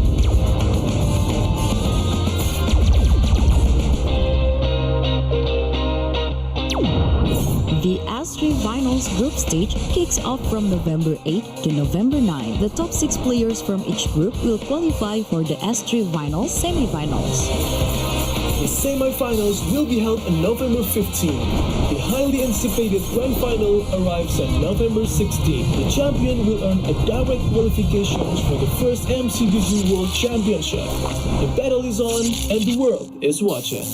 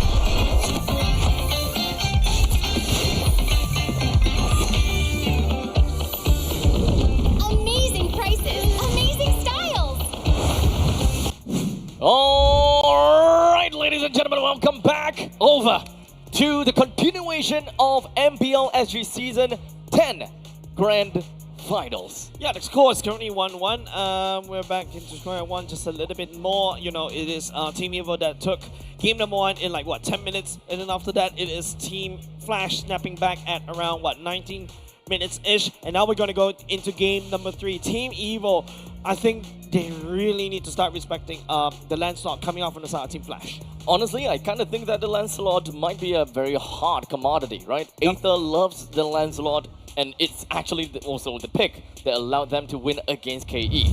Almost to a certain point that it might actually be their lucky charm, not unless it's been used to strike back at them. Yeah, and you really cannot fault with the side of Team Evo, right? The Phobias from the side here was doing everything, absorbing so much pressure from the Moskov, and also to a certain extent from the Yuzhong as well. But when it comes into the later parts of the game, where Ven wasn't able to find Cortese or lock down Vanix, then it's over, right? But do you even send? I think even earlier just now during the decision making, do you even send Ven to lock down Hades at all? Because like Hades is just so slippery, he just dashes away even before you could land anything onto him.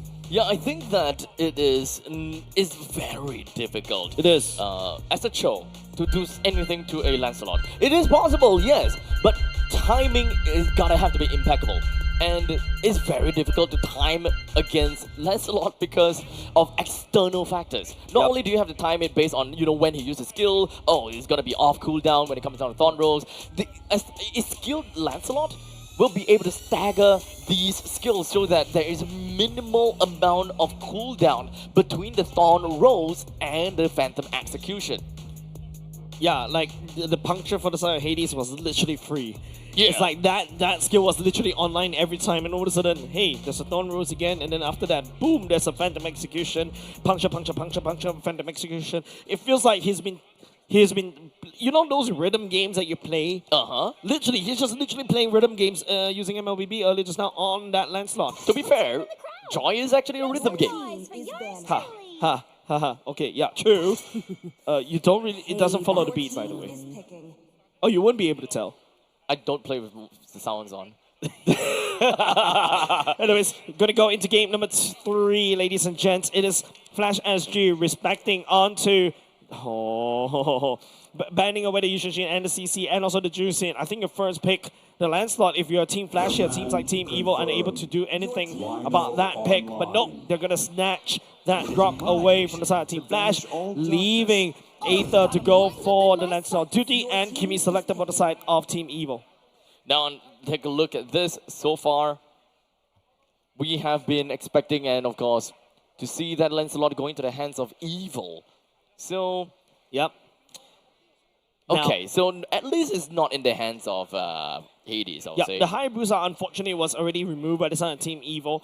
Hayabusa works really well against, you know, the squishies, especially the likes of the Kimi, right? You could just go in for the shadow kill. I think Team Flash, I don't think Fanny is also a good idea, in my opinion, because you've got the Grok that will be able to build the walls like that, and then after that just block you from actually just flying around.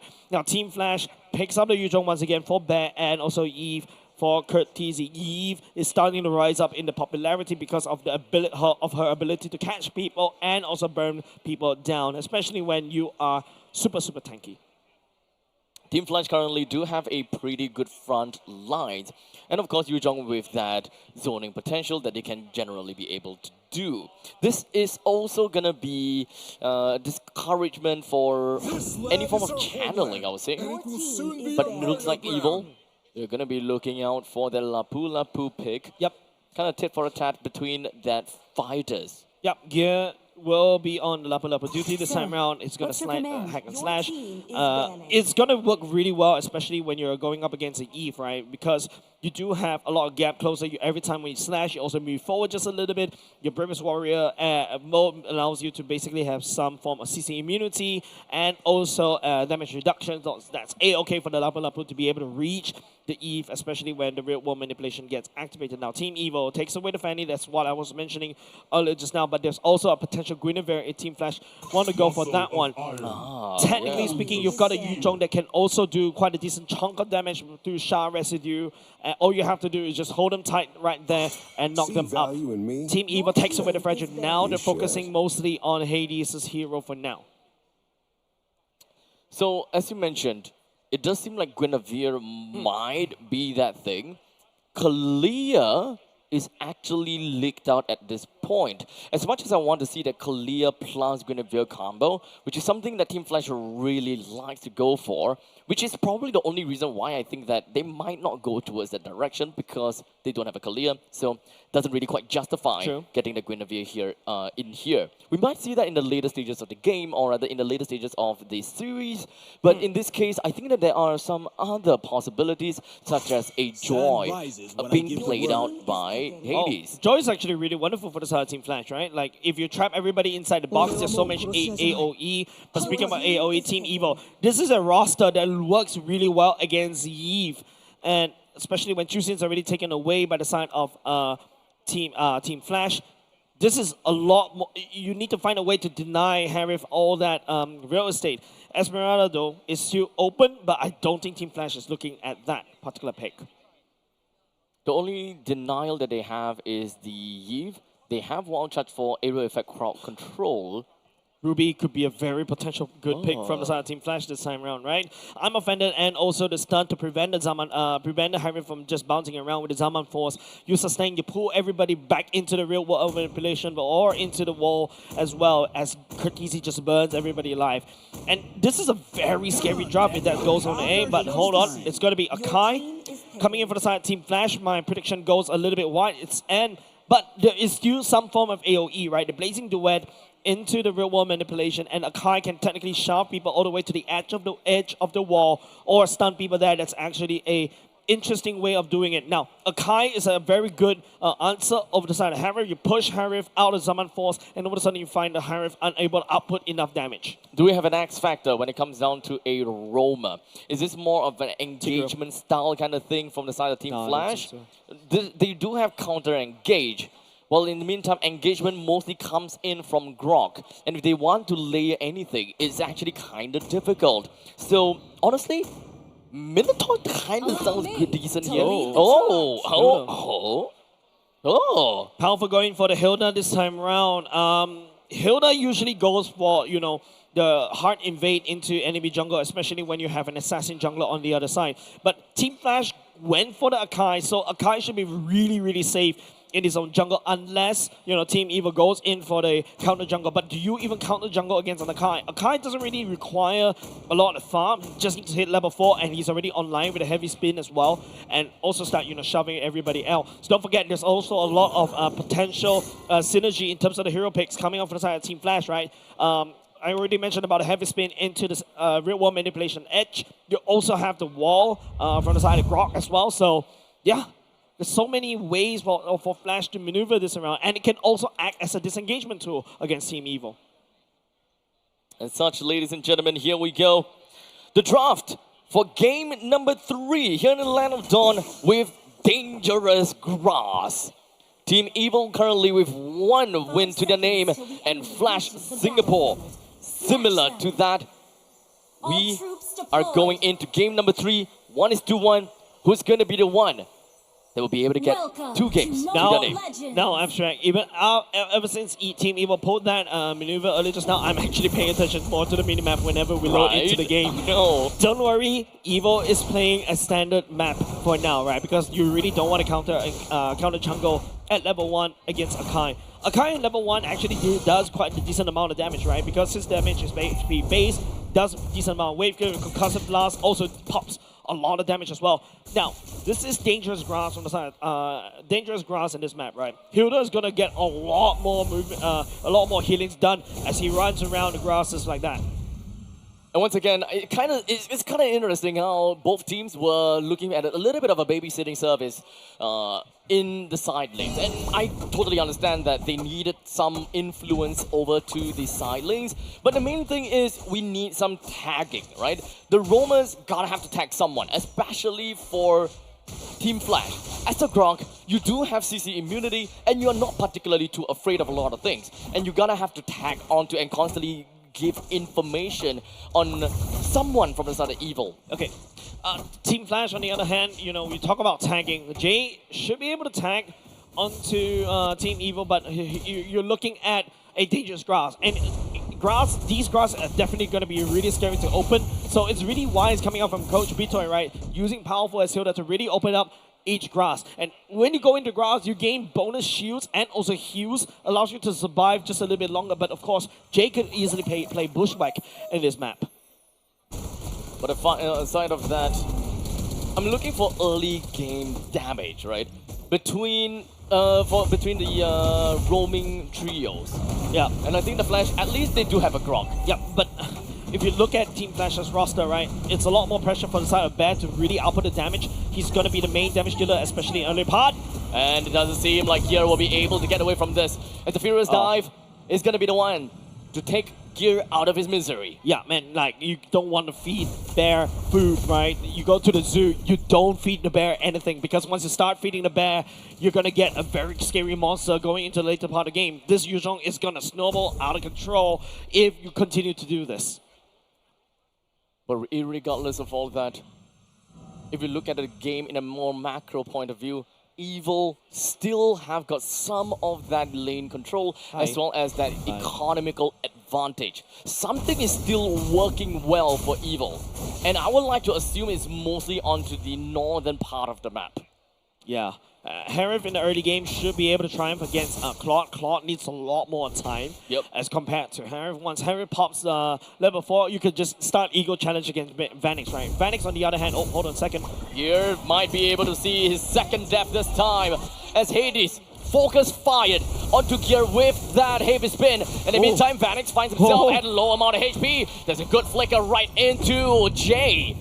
Or rather, Aether finds himself in the top spot. There's the RWM that will be popped. Aether wasn't able to get himself away with a Phantom Execution. The only thing left is that Thorned Rose. It will pop to the hands of Curtizi. Aether tried to cosplay Hades right there earlier just now, get caught by the wall by Curtizi. That was a very beautiful BMI into a flicker for the side of Vanix to stay alive right there. And this is the clutch factor that we know and love for the side of Vanix, right?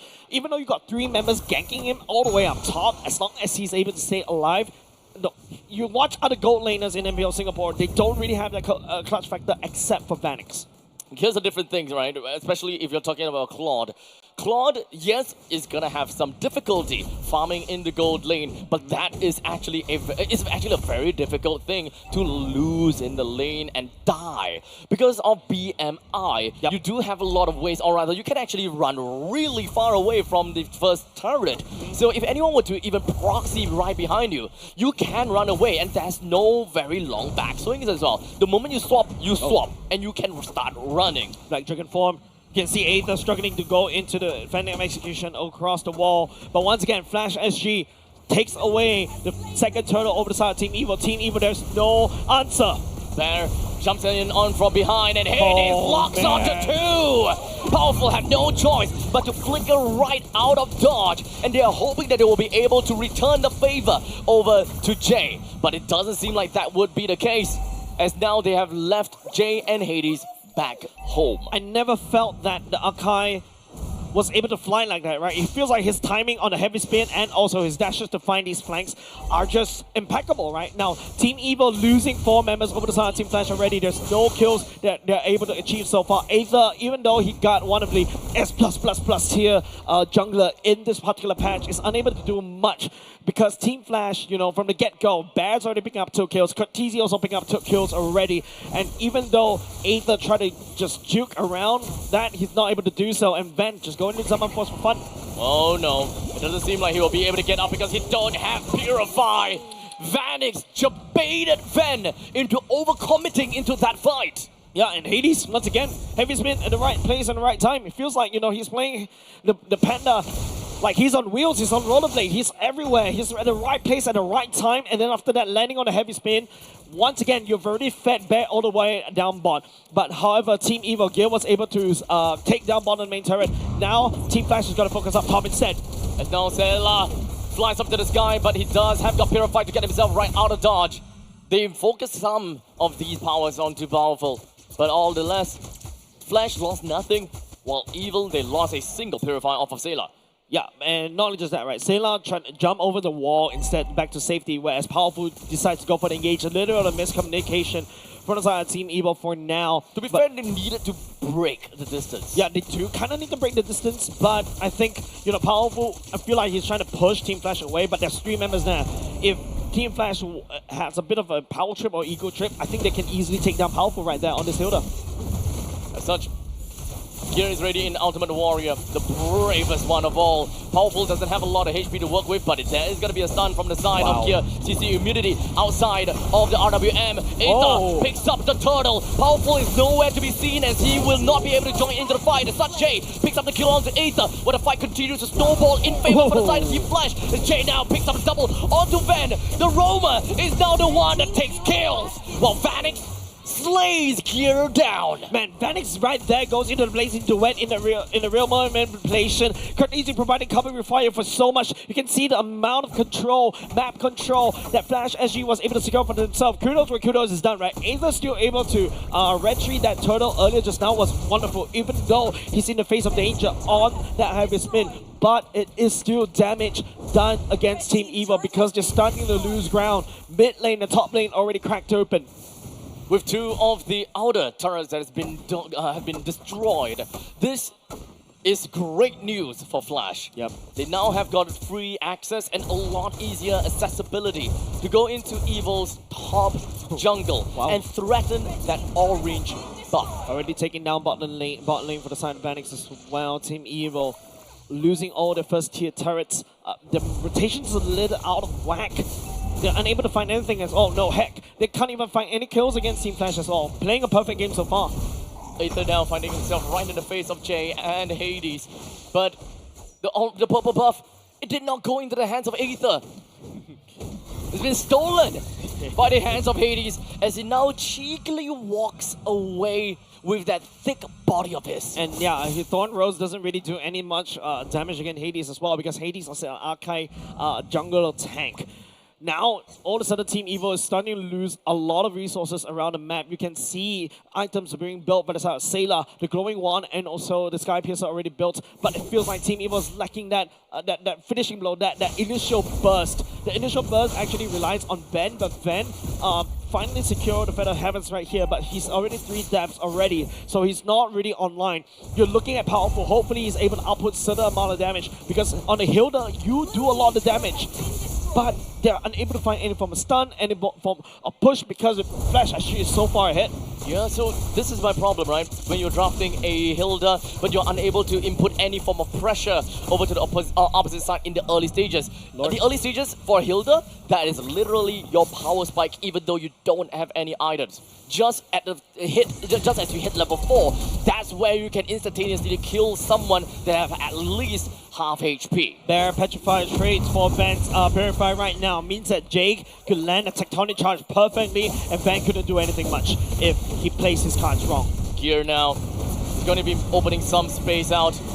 Jay's HP doesn't seem to be very healthy, but the Black Dragon form soars above the sky. Jay tried to look for an opportunity, but it does seem like he used his flicker, did not land a good wall charge, or rather tectonic charge. Hades opens up when it comes down to heavy speed, and the rest of the map is coming from the side of Evil, just going to be flowing themselves right onto Flame Flash. They do have got a Summon Force used down, and they will be zoning away from all of that, allowing Gear to pick up 2 kills, and they have now the priority over the Lord. Finally, 10 minutes in, ladies and gents, Team Evil picked the first 3 kills. 2 Creditor over the side of Gear, 1 over the side of Powerful, and they take the Lord as well. And now Team Evil will have a bit of momentum going into their favor for now.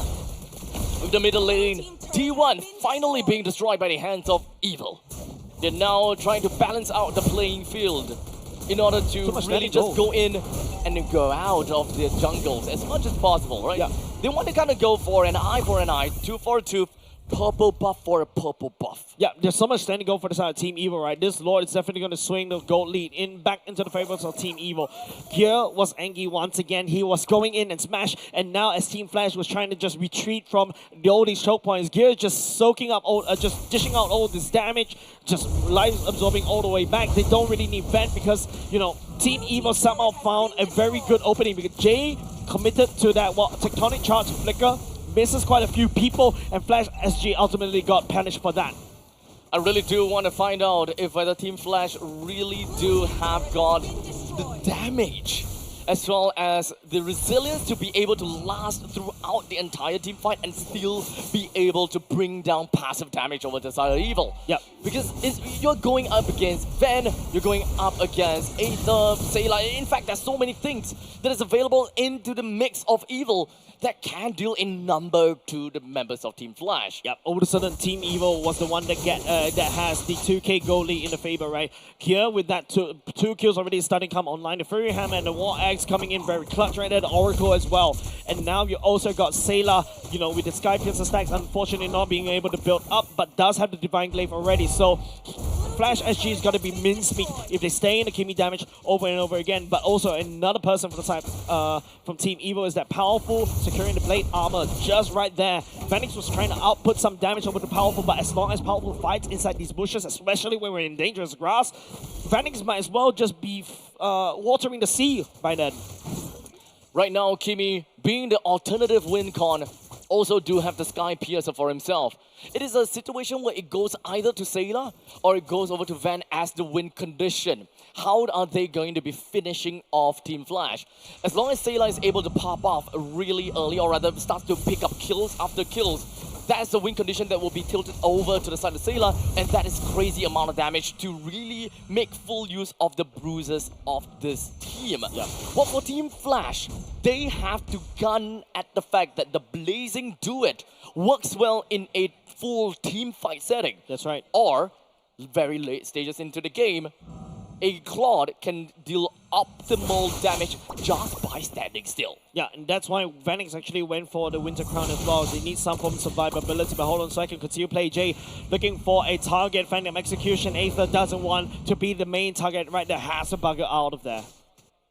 The Lord spawns at the northwest side of the map, with Evil not having too much control down in the bottom side, but it's okay, because the main thing is they're looking for neutral objective. Information is not quite given just yet, but Powerful is literally right in the face of Hades with the traction power that will now land. The Black Dragon form appears. Hades doesn't have a lot of HP to work with as he dances away, hoping that he will stay alive. Aether now takes up the Lord. Aether will want to run away with a sliver of health, and Aether, he will do what he can to keep himself alive and to fight back at Flash SG. Bear oversending a little bit right there, hopefully trying to make a play out there. Team Evil on the other hand, they punish back, they bite back, they do have a goal lead in their favor. Team Evil acknowledged and found that Vanix on the other side of the map because he's trying to slow push down bot and try hopefully use that time to join the fight around the Lord Pit. Flash SG botched that timing right there, and now they have to defend against this Lord. With the Lord that will be marching in from the middle lane, preparing to pillage whatever that Flash SG holds dear, especially in their own homes. That 3 inhibitor turret will be standing in the way of the Lord's push into the core and the crystal. What will possibly stop them? Well, that is going to be the entire lineup from Team Flash as they literally collapses themselves right onto the Lord, start with them with no questions asked. Chip damage already done for the side of Team Evil. Mid lane looks really shaky as well. You can see, you know, Flash SG literally pouring every single body, every single department to basically defend those minions as well. Team Evil unable to sync it up because Flash SG, technically speaking, fixed the wave down bot as well, and then after that move on. Team Evil on the other hand needs to look something else, but they do have 4K gold lead in their pockets. Van should have the necessary items required, but Vanix, that's a magnific gun already. He is online. I'm sorry, I take that back. But I would say that Powerful is pretty... Oh, what? Yeah, magnific gun does that to you. Just painful. letting you know. Painful. Yep. Yeah, just auto attacks at this point. Vanix can do quite a number. And this actually is information for Powerful. Just by standing there and receiving some damage from Vanix. It is not like... this is not BM of any source. This is literally Powerful to just be like, okay, this is the amount of time it takes for him to deal this amount of damage to me. So...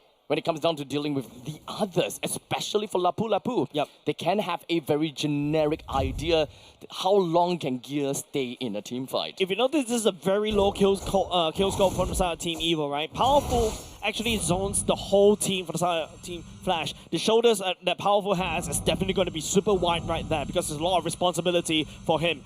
He is the one that zoned out the rest of Team Flash and allowing Team Evil to basically sneak all of these objectives away. Team Flash, because of Powerful, they need to deal with Powerful. Now Vanix has already built that item that I was talking about, the magnific gun right here, should be able to chip away onto Powerful. If you notice, Powerful did not build... Ow! Wait, hold on a second! Katizi was so close to death, but in the end of the day, he was still going after the hands of Powerful! And now, the fight erupts with Evil literally in the face of Hades! He's not gonna go down anytime soon just yet, but now Gear is just gonna be timing himself right into the face of Bear! Takes him down! Jay doesn't have a lot to work with! He builds up the barrier, erecting right off the ground! Forcing Evil to stop that fight. Yeah, Jay built up, but hold on a second. That's a bit awkward for him to come back. Blazing Duet! With Vanix! The text Vanix down. It's 2 for 2 at this point in time. Yeah, now you see me, now you don't. Vanix made a play of his life right there. It would have been impending doom if Team Flash wasn't able to make a play right there. But that Blazing Duet save and hold down the fort for the side Flash SG Team Evil. They took some losses right there. Back to the neutral game. The Lord is currently still available. Sailor takes NBT of the Lord. Hades, Vanix as well as Powerful, Jay. though. They're posturing themselves up for this upcoming Lord. They don't have information on Powerful just yet. Now Powerful just gonna be diving himself all the way to the back while blazing to it coming from back. It will deal damage enough to the Lord. And now the fight will break out into the open. Ethan picks a kill down on the Khaleesi. The rest of Evil, they are now just gonna be puncturing their way through. Almost catching up onto Phoenix as he will be able to BMI himself out of the way. The puncture and also the Phantom execution. Man, Evil botched that Lord fight earlier just now. Flash SG, you sending Phoenix with the Blazing Duet over there to basically wave clear and also stake away the Lord right here. But Team Evil, they're not done yet. They should be able to blitz this right now. They do not push. The Phantom execution is gonna be putting himself so close to Phoenix. As such, Evil will tally out the score line by claiming the second game of the series. A back and forth, a seesaw once again. A interesting grand finals for the side of MPL Singapore because, you know, Team Flash, they were so strong in the early game, but then once, you know, the later parts of the game, when they start to make some missteps right here, missing that tectonic charge right there, that's when they start to downfall just a little bit more. Even though Team Evil botched that Lord fight, sneaking that Lord, losing that Lord earlier just now, almost costed them. And Team Evil, I love that decision making right there, right? It's okay even if we didn't take that Lord, we just bum rush it down. It's just Vanix. What can Vanix do? He's already used his Blazing Duet already. There's really not much that he could do at that point in time. It is a full lineup from the side of Evil, and none of them suffered any consequences in that fight. That dive from Powerful more or less set such a huge threat. Yeah. I think to Khaleesi, to Vanix, it forced the BMI and it forced that Blazing Duet. And that also means that there is really not much thing that the Claude could do. Because he already BMI'd in, yes, that's the only thing that he could do. He needs to go Blazing Duet and make full use of the fact that he's already too deep into the fight. Yeah, and you know, Bear was actually thinking that, hey, he just needs to try to buy some time and pull the rest of the members from the side of Team Evil away to basically try to delay the fight just a little bit more. Hopefully that's a good timing for him. But he instantly got popped. He's instantly getting melted because of so much burst damage from the side of Team Evil already. And don't forget, it is a kill score that's leaning in the favor of Team Flash. And Team Evil literally won by sheer macro, sheer farm, and sheer positioning and how they maneuver around the map earlier just now. Now, I'm not too sure if whether this is just a theory craft. I don't know I don't know what is in the mind of Powerful. But the fact that he only have I think one kill in this entire game. Doesn't really matter. He hardly used his damage, or rather hardly used his skill and ultimate. And I think that is more, it's not about cowardice. It's not about the fact that he don't have an opportunity. I think that's conditioning. Yeah, I mean, if you are a gold laner, you're conditioned to run away from the Hilda, right? If you're running away, you're not doing damage. The one that's doing damage, though, is the MVP of the game, Sayla, just letting down fire from afar, just melting down anybody that literally threatens. The Akai coming in immediately gets melted down. And also, there's so many choke points, especially when you have dangerous grass going in. It empowers the Hilda to really go forth, stepping forward, and then after that, just zoning 5 members, just one Powerful. Come on, it's just one Powerful. It's just one Powerful. But I think that Team Flash, they definitely have played enough games to know, okay, a Hilda can deal a certain amount of damage to me. But the fact that the entire game you don't receive that much damage from Hilda, I think that at one point in time you would be surprised no matter what, because of the conditioning that Powerful have never applied onto the members of Team Flash. Look, out of a total of 11 kills for the team, he's participated in 7, and I don't know how many of those were actual hits from him or him initiating with those raw damage output. Yeah, I think it's also, you know, Flash SG, they had a solid early game earlier just now. 2 turtles going into the favor, they are able to sneak up 1 Lord, but Team Evil, they persevere. Once Gear also pick up necessary items, Ren also becoming a mad monster, be able to burst down members even inside the real world manipulation. Powerful, just literally running it down, zoning Vanix and the rest of the members from the side of Team Flash. Now, Hades was able to output a lot of damage game number 2 earlier just now, but this time around he's nothing but an Akai. He's nothing but a But at Panda, right, Bear on the other hand, he's supposed to be able to just kind of front down and also help to lock in onto Van, onto Sailor by having the Black Dragon forward and Furious dive. But it doesn't really matter because towards the later parts of the game, you have the growing one to basically fight through it. You also have the Blood Wings that Sailor has already completed for himself. And even with the Radiant Armor, it's unfortunately not good enough because Team Evil just starts slashing, especially on gear. This is one heck of a performance, I gotta have to say. When it comes down to itemization, this is also a situation that we can definitely see all the way from the front to the end. Information when it comes down to damage taken, here it is. I always want and I always like to see what the XP laners are going through. We've got 94,000 damage taken from Gear and 103 damage taken from Big Bear. But remember how I was talking about the conditioning thing from the side of Powerful? He's done a total of 31,000 damage. And if we were to kind of put that into consideration to Fan and Aether, it seems like it's not exactly that case, right? It doesn't seem like he didn't do damage at all, but he did do damage. But I think it's all about the sudden burst of damage in the final fight that seemed to be forgotten. Yeah, and look at the damage taken from the side of Powerful, right? 161k damage taken. That's mostly done by Banix. Banix is actually just trying to push Powerful all the way back, but there's so many bushes that he's immediately getting shields, immediately healing everything back up. And all of a sudden, Banix needs to disengage. Curtizi, on the other hand, because once he goes into real world manipulation, he's left there.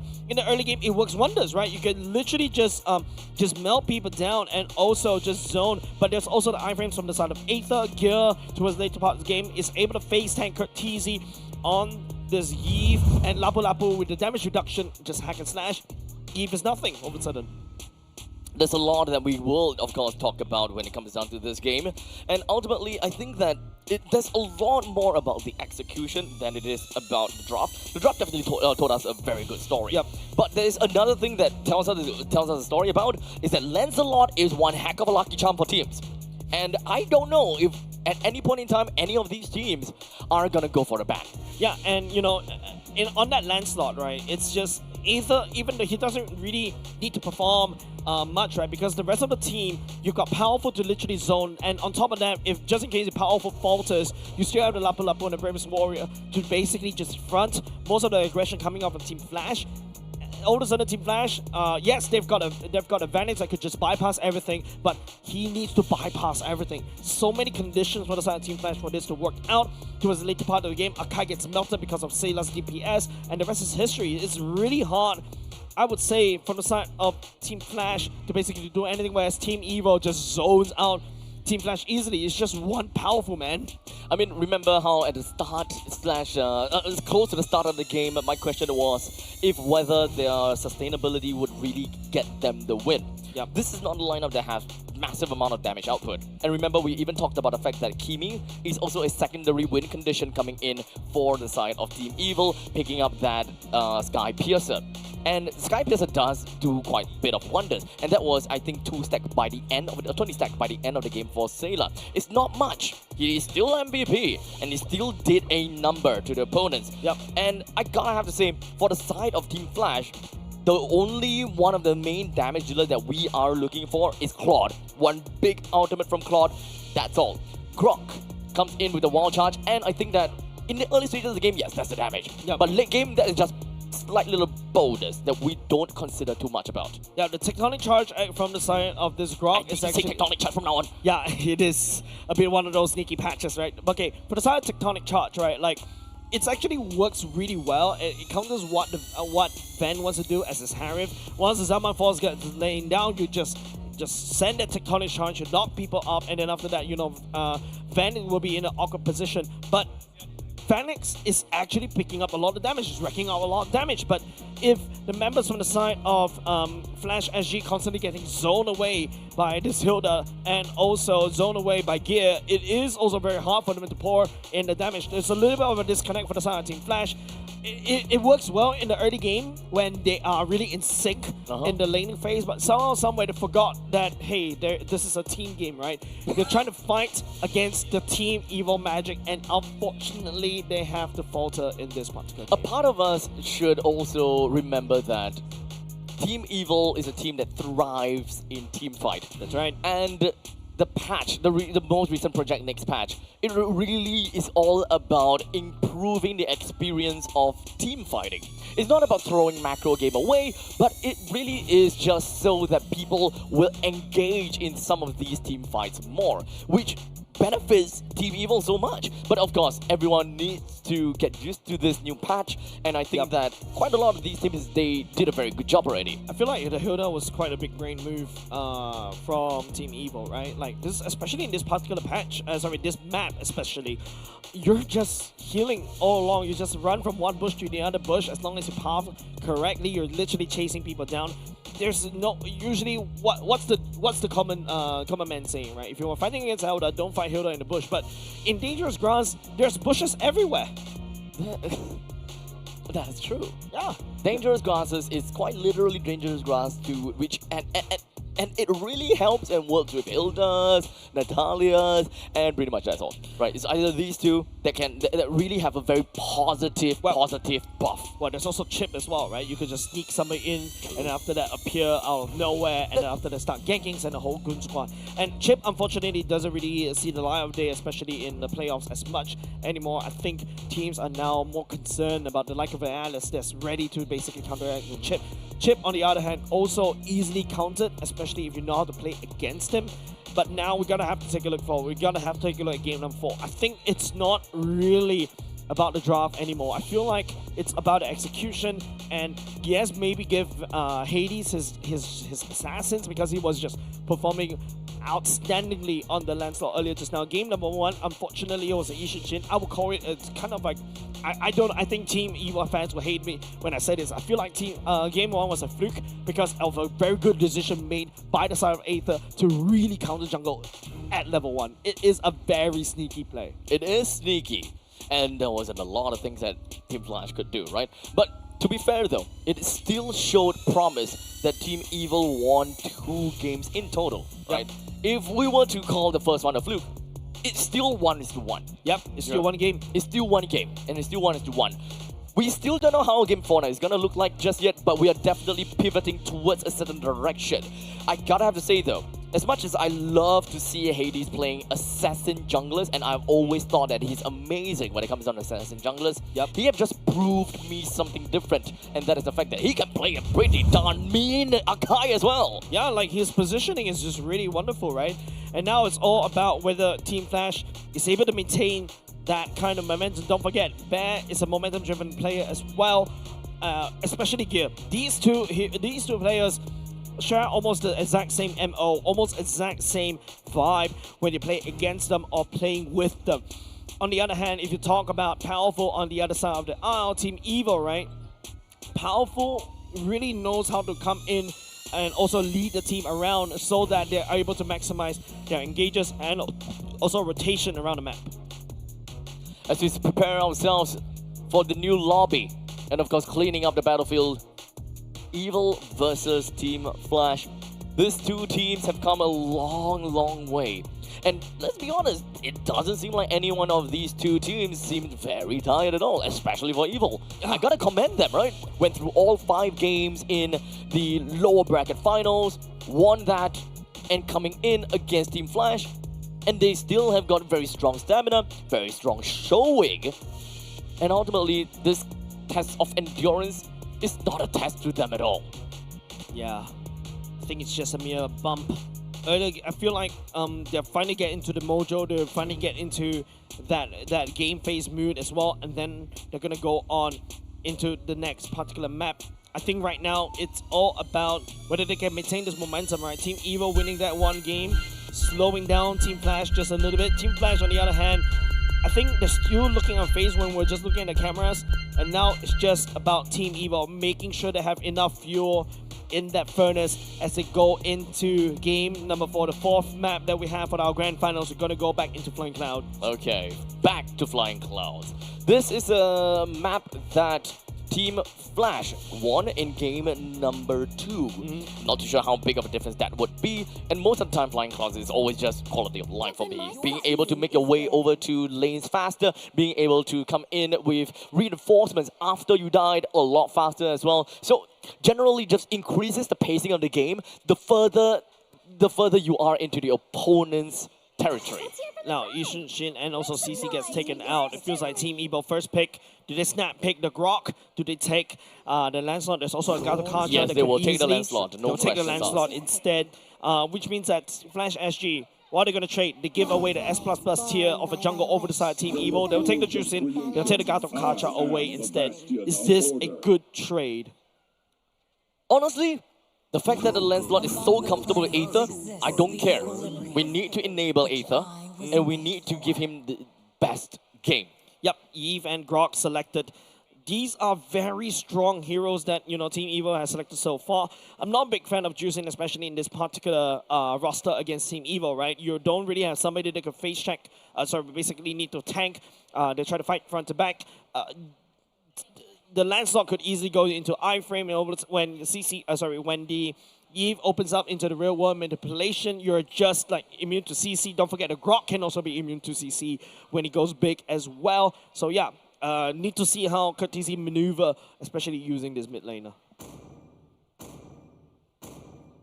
They have a decently strong mid lane control. What's your command? They go in with a Fanny. Wow, it's going to be a bit of an ego challenge once again. Fanny coming in, and this time around, the Fanny is going to have to play a little bit. I think it's a little bit awkward for me because now you're using the Fanny against a Grok. Once a Grok wall being built out, all of a sudden that could be a way for you to escape. You cable there, you face slam. You basically face slam, right? Like so, you don't really hear the Attack on Titan's theme song in your ear. But Coach Bitoy, very rapid pace. Of a banning pool right here, right? Like Lapu, the Harry gets taken away, Adamir takes away the Ruby and the Cho, targeting down most of these gold laners. It doesn't seem like there's any ambiguity between, for the first 3 picks of both teams. We know very clearly who is going to play what in this game, right? So it just now left to the second phase picks, the side lanes. Team Flash will now unfortunately be the one that makes the first decision. Which and how are they going to play first? I think that they are lacking in a little bit of damage department. Yuzhong. Having that in the early game is pretty good. Yuzhong once again coming in for the side of Flash. Baron did a really good job in the early game, but he's unable to transition away over to the late game. Moss, earlier just now, the Claude wasn't able to output the damage that we're looking for. Even though it was bridged over to him. But now, with the Fanny, hopefully they have a stronger early game. In the early game, especially your first turtle fight, Team Flash does have a solid team fight capability, right? You've got a potential Black Dragon form into a cutthroat to assassinate, hopefully. But now there's going to be an Alice from the side of Team Evo this time around. Team Flash need to find a way to deal with this one. The Moskov is very understandable. We can kind of see that from a mile away. The moment that you kind of see the Fanny and Fanny plus Van equals to Moskov onto Van. And I think that this is a good direction we are going with a decent amount of power spike in the mid stages of the game and to the late stages of the game. Early game, we have got powerful onto the Grok to kind of help around with the bruising element just so that Aether can get some early game kills. So I'm not too sure whether they're going to play very aggressively or not, but Team Flash, they respond with a very respectable Granger. We are once again back to standard gold lane marksman matchup. Granger in the gold lane. You're going up against an Atlas that could just literally heal up most of her Rhapsodies. You need DPS to deal with him. Yes, you got Juicin to basically try to melt her, hopefully speaking. But I was thinking maybe something else. I would even argue with you, maybe even a carry. It's a lot easier to melt down the Atlas, especially when CC is already taken away by the side of Team Flash themselves. So, you know, gonna go into game number 4 very, very soon. This is a Flying Cloud map. Team Evo coming in for very monster of a roster. You got a real world manipulation right into a Tor, right into a tectonic charge. Flash SG on the other hand, they need, the only way they could disengage is perhaps using the God Contra on the AOG. As such, ladies and gentlemen, we are now into game number 4 of this grand finals between Evil and Flash Singapore. Into the land of dawn we go. Will Team Flash be able to tally out the scoreline against Evil? Evil had a very good game earlier just now. They recovered from like imminent downfall. Team Flash on the other hand now playing on the back foot in terms of momentum. Hades needs to have a great game, but it seems like Team Evil is ready for this Fanny. The Moscow being picked up, the Grok as well to counter, and there's also an Eve. Technically speaking, also does quite well right now. All of a sudden, you really cannot walk the Fanny out. The Fanny needs to cable out as quickly as possible. Mid lane turret is going to be so important from Flash. If they do get a very good early game and be able to hold out with that T1 turret in the middle lane, it's going to be great for Hades. However, they also always have to keep a lookout for any possible invasions. This is very similar to how that Joy was played by Aether and constantly just bumping into the purple buff. However, the difference here is that Fanny is very and extremely reliant on purple buff, that he will not miss that countdown timer in a heartbeat. Knowing Team Evil, they're definitely going to play the purple buff as if it's a primary objective, right? All of a sudden, your turtle fight doesn't really look like the main thing that Team Evil is looking out for already. Team Flash, I think they need to handshake and be prepared because, you know, knowing Team Evil, they're up to no good. Bear just as a sliver of health. Aether was so close with getting those damage to bring Bear down. But a good amount of shard residue stacks onto Aether actually brings Bear right back to a very healthy HP. Yeah, and the Petrify gone right off the bat. That means that no Petrify for the first turtle fight. Even though you got your Black Dragon form and also you go for your Furious Dive, it is a little bit wonky right now. So it's up to Team Flash to maneuver around this one as Team Evil blitz down the turtle as quickly as possible. Hades will come in with no purple buff at all as it is currently a level 4 early take. Hades missed that timing, allowing Aether to take the turtle down. However, he will now pay for that kill. As such, it is a 1 death score for the side of Evil. I would say this is a good equalizer coming up with Team Flash, right? Yes, it is. You lose the turtle, however, you also take down Aether as well. You give it over to Bear. Bear should be able to make use of that kind of scaling, but we need to focus more on the gold lane, I would feel. Vanix need to make a play or perhaps start getting some form of lead because, you know, Granger, early game lane bully, unable to find anything against Van though. Van, all he has to do is just play a little bit passive, fight for his time because towards the later part of the game, he's just gonna start shredding against Team Flash. Such, we do have a little bit of a bump in from the side of Evil, literally right in the middle lane. With Hades, he still have the purple buff and he will definitely try to make his way around the map. It's all about high octane for Team Flash. They will run, they will sprint, they will cable, they will make their face right into the face of Evil and try and to look for opportunities for a kill. That Sonata already unlocked by the side of Vanix and also Hunter Strike. Now Ven has to be the one that plays slightly passive. If you notice, Vanix just bum rushed that Hunter Strike. He's so confident. He's actually ignoring Boots as of now. However, we need to also start to see more coming out from Hades. Hades needs to start assassinating perhaps the Moskov. You don't deal with gear as well. Or perhaps start finding Sailor, burst him down before he becomes a threat. We do know that there will be a bit of funneling that needs to be applied over to Aether. He did die once, so he's slightly behind, supposedly. But that's not the case. Aether is currently at level 7, and Hades is on his way to level 7, but he has to wait for the purple buff to appear. Yep. So Team Flash, they need to play around this turtle, and they really need to dance around to extend this as much as possible. The best part about this turtle is that it's not spawning on the EXP side, it's actually spawning on the stronger side for the side of Team Flash, right? Vanix is more than happy to basically start this turtle together because he does have a bit of priority in lane. However, if you notice, Team Evil, nice swap, sending Moskov all the way down bot, gear all the way up top so that they can handshake this turtle fight upcoming. With 4 members from the side of Team Flash now huddling themselves together right here on the turtle. If we were to include the gold laner of Team Flash itself, that will be 5. Jay now pushes himself right into the face of Evil and of course trying to take away the purple buff or perhaps just a little bit of a bump. But that's not going to be anything for Evil. In fact, they're not even going to be partaking in that turtle fight. Yeah, and if you notice, Black Dragon from the side there to open up as much. Ooh, that's a decent chunk of damage, but that's a Roma.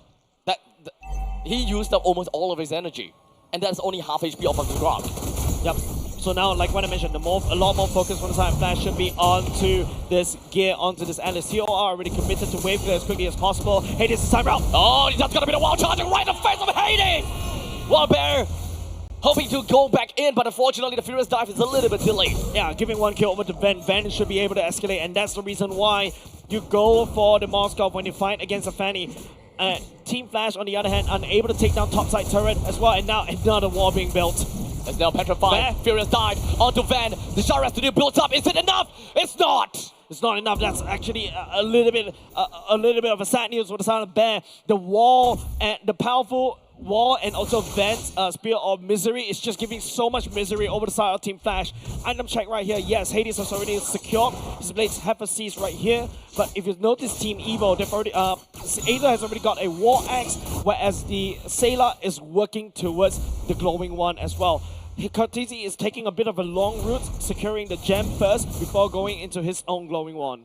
The thing is, for Fanny will only start to grow exponentially the moment that he gets 2, 3 items, as he's able to zoom across the map like no tomorrow, right? Clearing out lanes after lanes after lanes. But they also have to identify that positioning, the gold priority. It gotta have to go to Vanix as a position 1. But for now, in the early stages, I think that most of these farms still gotta have to go to Hades, and they need to respect that. Decent damage already from the side of Aether. Bear picking up bot lane and top lane traded between these two teams. With the turtle now just spawned, this might be the contest that we are looking for. And this is going to be RWM coming in from the side of Sailor. They want to box everyone else away from the side of Team Flash, while Hades comes in from behind. He tries to get the turtle down, but unfortunately wasn't able to do that. As such, it will be Gear that picks up the kill. And now Bear rushes right in. The AOG comes in, but they are not going to be able to get anything out of that fight. The TOR goes in, literally locks everybody down for the side of Flash. Vanix as well, stuck in a very awkward position. Powerful right there. Good choice coming out for them to basically slow down the tectonic charge. Doesn't want to land on Vanix because the main focus right there from the side of Team Evil is to take down the turtle. And now with 2 turtle in their pockets, Aether is slightly ahead in terms of EXP. It's more than enough. You put Hades back into a backseat position. They've done the mission. We're back onto neutral game, where both teams, they will kind of stand back a little bit and try to identify where they are on the map and where the opponents are. Now the problem when it comes down to Evil is that the gold lane T1 turret is already gone. And is it worth it for Moskov to move on and kind of go for a lane swap down to the bottom lane where he will be able to farm in peace? Is that something they're trying to go for, or do they want to bump in and try to go for the split push just so that they can bring down the T1 turret, which is technically something that Moskov wants to do. Cross-map plays. But don't forget, Fanny can also do his... that's the wall I was talking about! That's the wall that we're talking about, and now the SODs are going to be landing, and such it will be helping Van run away. Fair. So this is actually pretty good for the side of Evil, while now Flash finding themselves in a little bit of a tough spot. Gear is literally going to be the vanguard of the team. Man, that's exactly why it's a really tough game for the Silent Fanny. If Hades will be able to pull off this Fanny game, that's amazing because 2 heroes are literally stacked against her. You've got the Moskov, you've also got the Grok. That wall literally block anything that Hades wanted to do as well. Vanix, on the other hand, wasn't able to join the fight earlier just now, but because Van is just ready to pounce right there, picking up another kill, allowing him to get the necessary item. Vanix, on the other hand, unable to find kills because, and also, that means that he's not able to get any form of Sky Piercer stacks. We know that having a Moskov is essentially a hard counter to the Fanny, because it just pins to the wall and Fanny loves the walls. While in the meantime, Powerful as a Grog is more of a soft counter to the side of Fanny. But because of this combination of this hard counter plus soft counter on the side of Grog, it kind of feels like we elevated the power, or rather the effectiveness and impact of the wall that Grog is able to bring in to make it into more of a double hard counter against this Fanny. Yeah, the best part about this particular patch, especially this revamped Grok, is that you don't really need to rely on your wild charge, technically speaking, now called Tectonic Charge. There's also another way for you to gain some form of CC as long as you slam the members into the wall, so that's A-okay. But now Flash SG may have to play and fight this Lord on a slight back foot. Hades currently at level 12 as opposed to Aether at level 13. They are definitely trying to fight for this as they manage to repel Jay away with half HP to his name. It's definitely going to force him to go back home, but that is information that Evil would not know of. They were trying to go for a standoff once again and kind of play things slow. Yeah. Van is already working down bot, will show himself just a little bit more. Van is sending out damage. Broadcut DZ down to a very low HP. The Black Dragon soars above the skies, zones, and of course circles around are powerful. He don't have a lot of HP, but the Shard residue will build up. While Aether clears up the lanes down in the middle lane, while Van split pushes down to the bottom. Hades, we're responding kind up to the top lane. Cable's out of the way. But he's not able to take down topside turret, right? Oh no, the minions will be able to, more than enough to do so. As Team Flash right now, and also Team Evil congregates around the Lord Pit. As now Jay is looking for a taunt down, and he will be able to get that one onto gear. But it is all just a tad little bit of a poke. Powerful actually doesn't have a lot of HP to work with. As such, they might need to go for a little bit of a reset before re-engaging against this Lord. Bit of a damage port onto Gear as well. Hades also used quite a decent chunk of energy just to try to do that, but Gear just instantly heals everything all the way back up.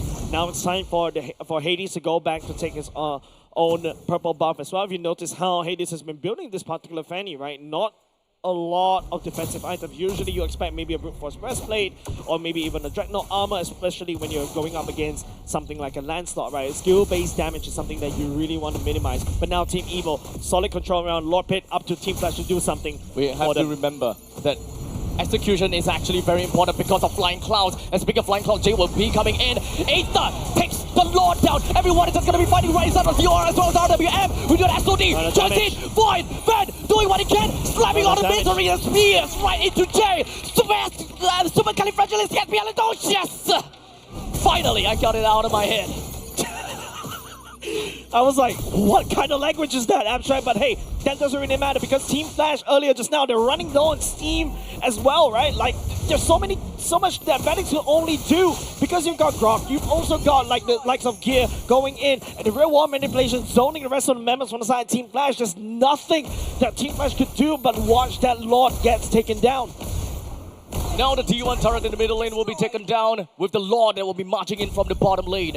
We are almost looking at an entire outer lanes for Team Flash SG to be taken down, but there is still that one in the center. That is the T2. Yeah, now the Lord marching up against Team Flash.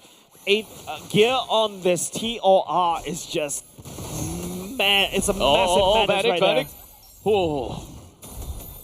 They were almost looking for something right there. Yep, but TOR. we are looking for the SOD as well as the TOR right into the heart of Flash. Van picks up the kill on the Vanix and they will be trying to move everything into the heart of Flash. We already have got one person each that will be taken down. In fact, both of the marksmen is dead already. Hades look for an opportunity to run away right after getting the assassination in onto Aether. Solid defense coming out of Team Flash, albeit losing Vanix right there. But you can start to see the damage coming off of Van is starting to be a lot more a problem. Gear engaging and charging up the TOR is literally limiting Team Flash on whatever they do. If Barrett's unable to maneuver around the map, applying Shard residue all over the place, he will not be able to survive these fights any longer.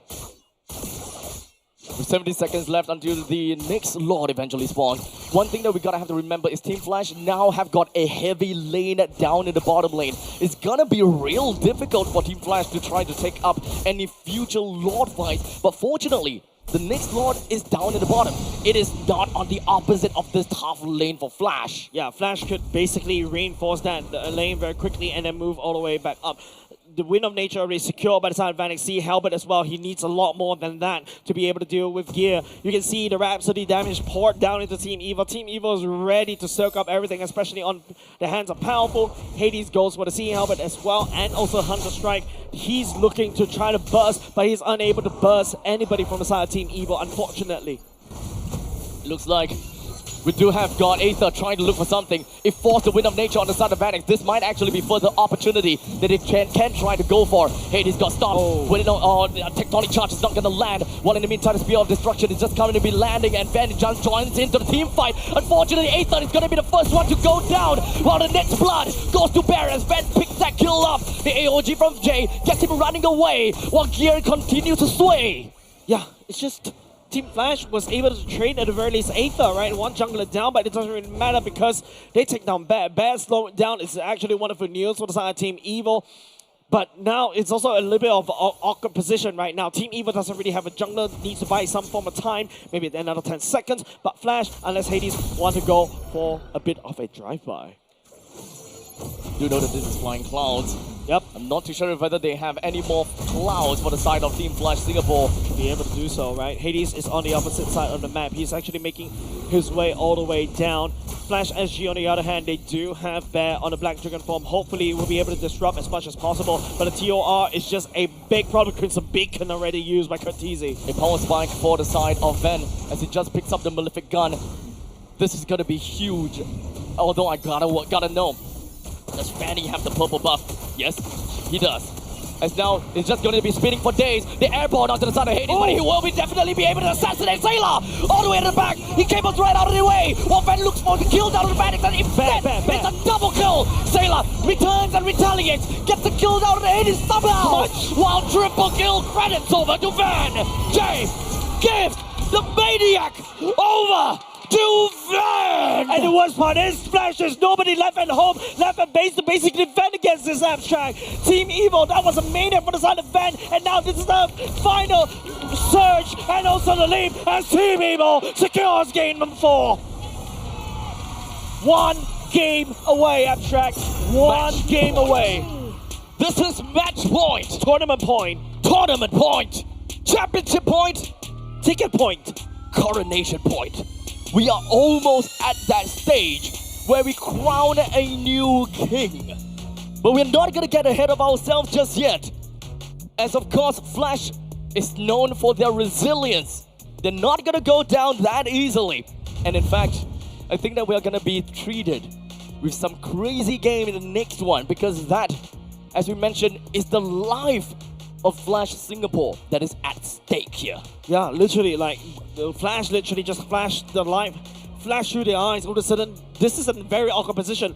1 game away before Team Evil booked their tickets all the way to Jakarta, all the way to M7. They are close. We are close to making history, not only just in MPL Singapore, but also in the rest of the MPL, because for the first time, it may be a new champion for the side of MPL Singapore, and Team Flash gets their 5-pit denied. I would like to believe that denying a 5-pit, which is a monumental achievement throughout the entire international MLBB competitive world, this is a huge, big matter. Yeah, and the fact is none of the MPL teams actually made it through 5-pit, right? Mostly falter at around 4-pit. But now Team Evil, man, they are just so huge right now. That confidence, that momentum that they have is, they're just ready to erupt, and they're ready to show who's boss in MPL Singapore. As such, ladies and gentlemen, it's gonna be time for us to really crown an MVP for this very specific game itself. But what's your MVP for this one? I think it's just I would say Grok. I would say you'll say Grok? Powerful. Yeah, okay. I would say powerful because, man, I think in the previous game his contribution was kind of not done really well, not really given a lot of credit. But this time I'm gonna give credit over the side of Gear on this Alice, on this MVP. In this particular series, something is actually kind of wonky, right? You see a lot of teams prioritize on the Alice, but all of a sudden Team Evil pulls out the Alice, and then after that they basically lock down a lot of things that what Team Flash wants to do, and they're not able to do so. I think that the clue of this game for Team Flash was to fight back with a Fanny. But I think that they didn't really quite expect that the counter and the fight back is something as simple as a Grok plus a Moskov. And of course, I think that for the side of Hades, He have played against these two heroes obscene amount of times in his career. He knows how to go around it. As such, it's not really just about these two picks that really just outright denied Hades of his game. It is something bigger altogether. Yeah. Team Flash finding themselves in the back foot. This is a little bit awkward, right? Hades, like when I mentioned, I don't know why they really forced this Fanny through, right? You've got Ven, you've got the Powerful. These are two heroes that literally counters exactly what the Fanny wants to do. You don't forget, your gear goes in the TOR, makes easy pickings. You couple gear alongside with Sailor on these two heroes together. It's just CC Festival. All inside that box. You have the circle, you have a you have a triangle, you have a rectangle, and you have Van that could just teleport from one place to another. It's just a little bit too much for Flash to handle, right? Vanix, even though with the Rhapsody, he's able to get quite a decent amount of games, as decent amount of damage with the Sea Halberd and the Malefic Gun, Malefic Roar. Still not good enough because Powerful is thick. You also got Gear, who is also thick, and Van is just throwing spears at your face and just spraying AoE all across.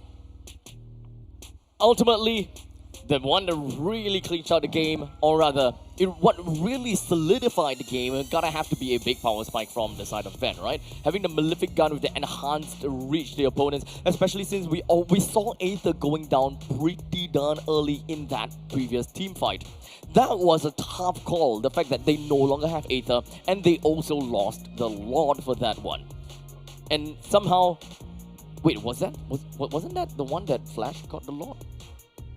Well, maybe I'm having a little bit of a brain fart. No, Flash did not even get a Lord. If you take a look, look, they didn't get the Lord at all. Team Evil doesn't really need a last Lord, right? That last Lord, they just ran it down in the middle lane right after getting those wins. Yeah, that last Lord was just an excuse to be able to take down Flash SG. Van was so huge earlier just now, picking up a Maniac for the side of Team Evil as well, just literally throwing spears one after another against Flash SG.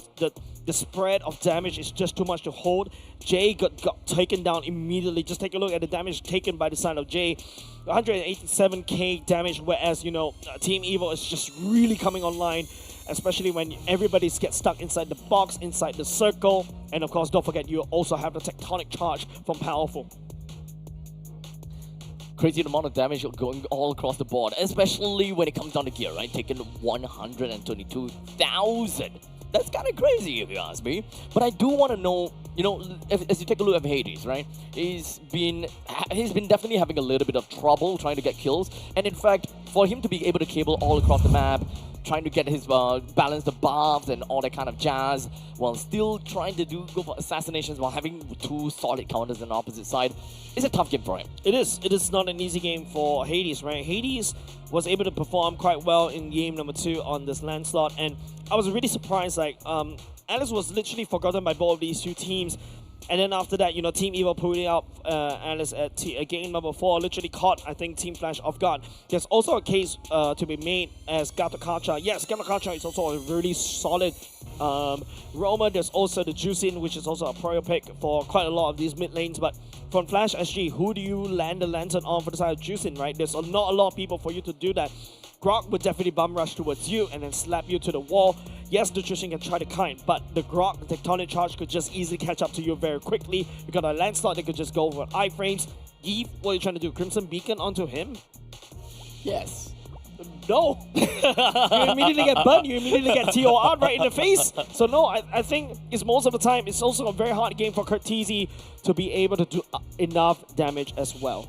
Yeah, so ultimately, I will say that for Team Flash's lineup, they do have got a pretty decent lineup for front to back and trying to, I would say, extend team fights. They've got good damage from Granger, from Yuzhong as well. And my only problem is, when it comes down to the roaming trio, it's Gatakacha, Juicin, and Fanny. And in some sense, it's not really a trio anymore because Fanny has got too much things that you're gonna have to handle, you know?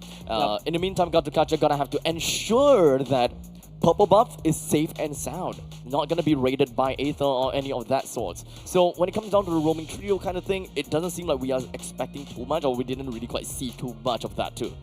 Yeah, I think Team Evil found this kind of roster against Team Flash. Team Flash taking an L in this particular game. Hopefully they can recover, but they need to win, like what, 2-3 games straight in order to be able to beat this one, because we are at tournament point for the side of Team Evil. Indeed.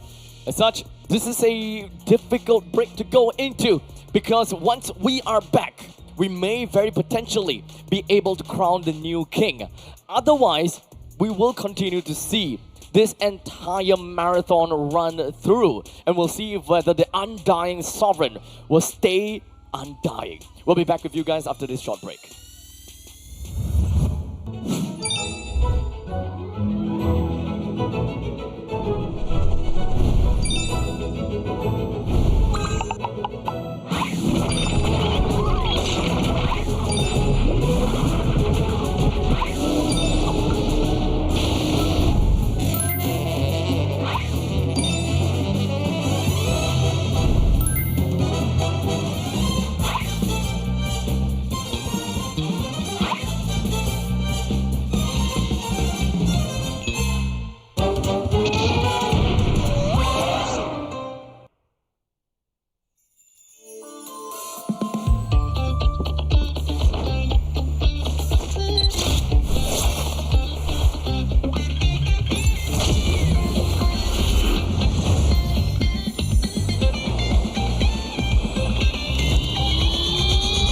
Welcome to Double 11!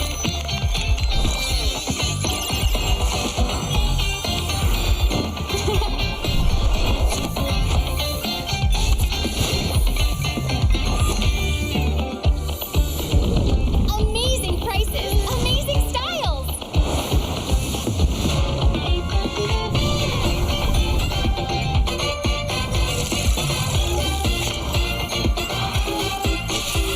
Win big in Mega Draw!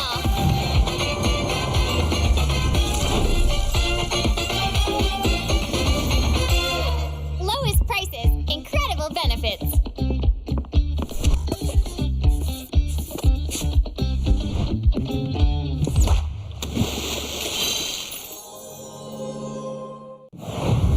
Welcome to MCGG Rising Stars.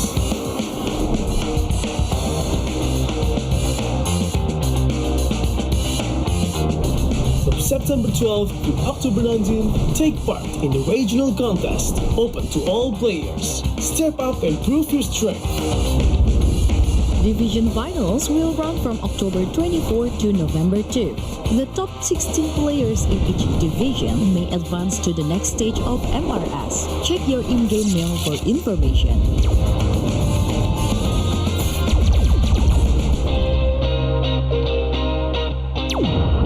The S3 Finals group stage kicks off from November 8 to November 9. The top 6 players from each group will qualify for the S3 Finals semi-finals. The semi-finals will be held on November 15. The highly anticipated grand final arrives on November 16. The champion will earn a direct qualification for the first MCGG World Championship. The battle is on and the world is watching.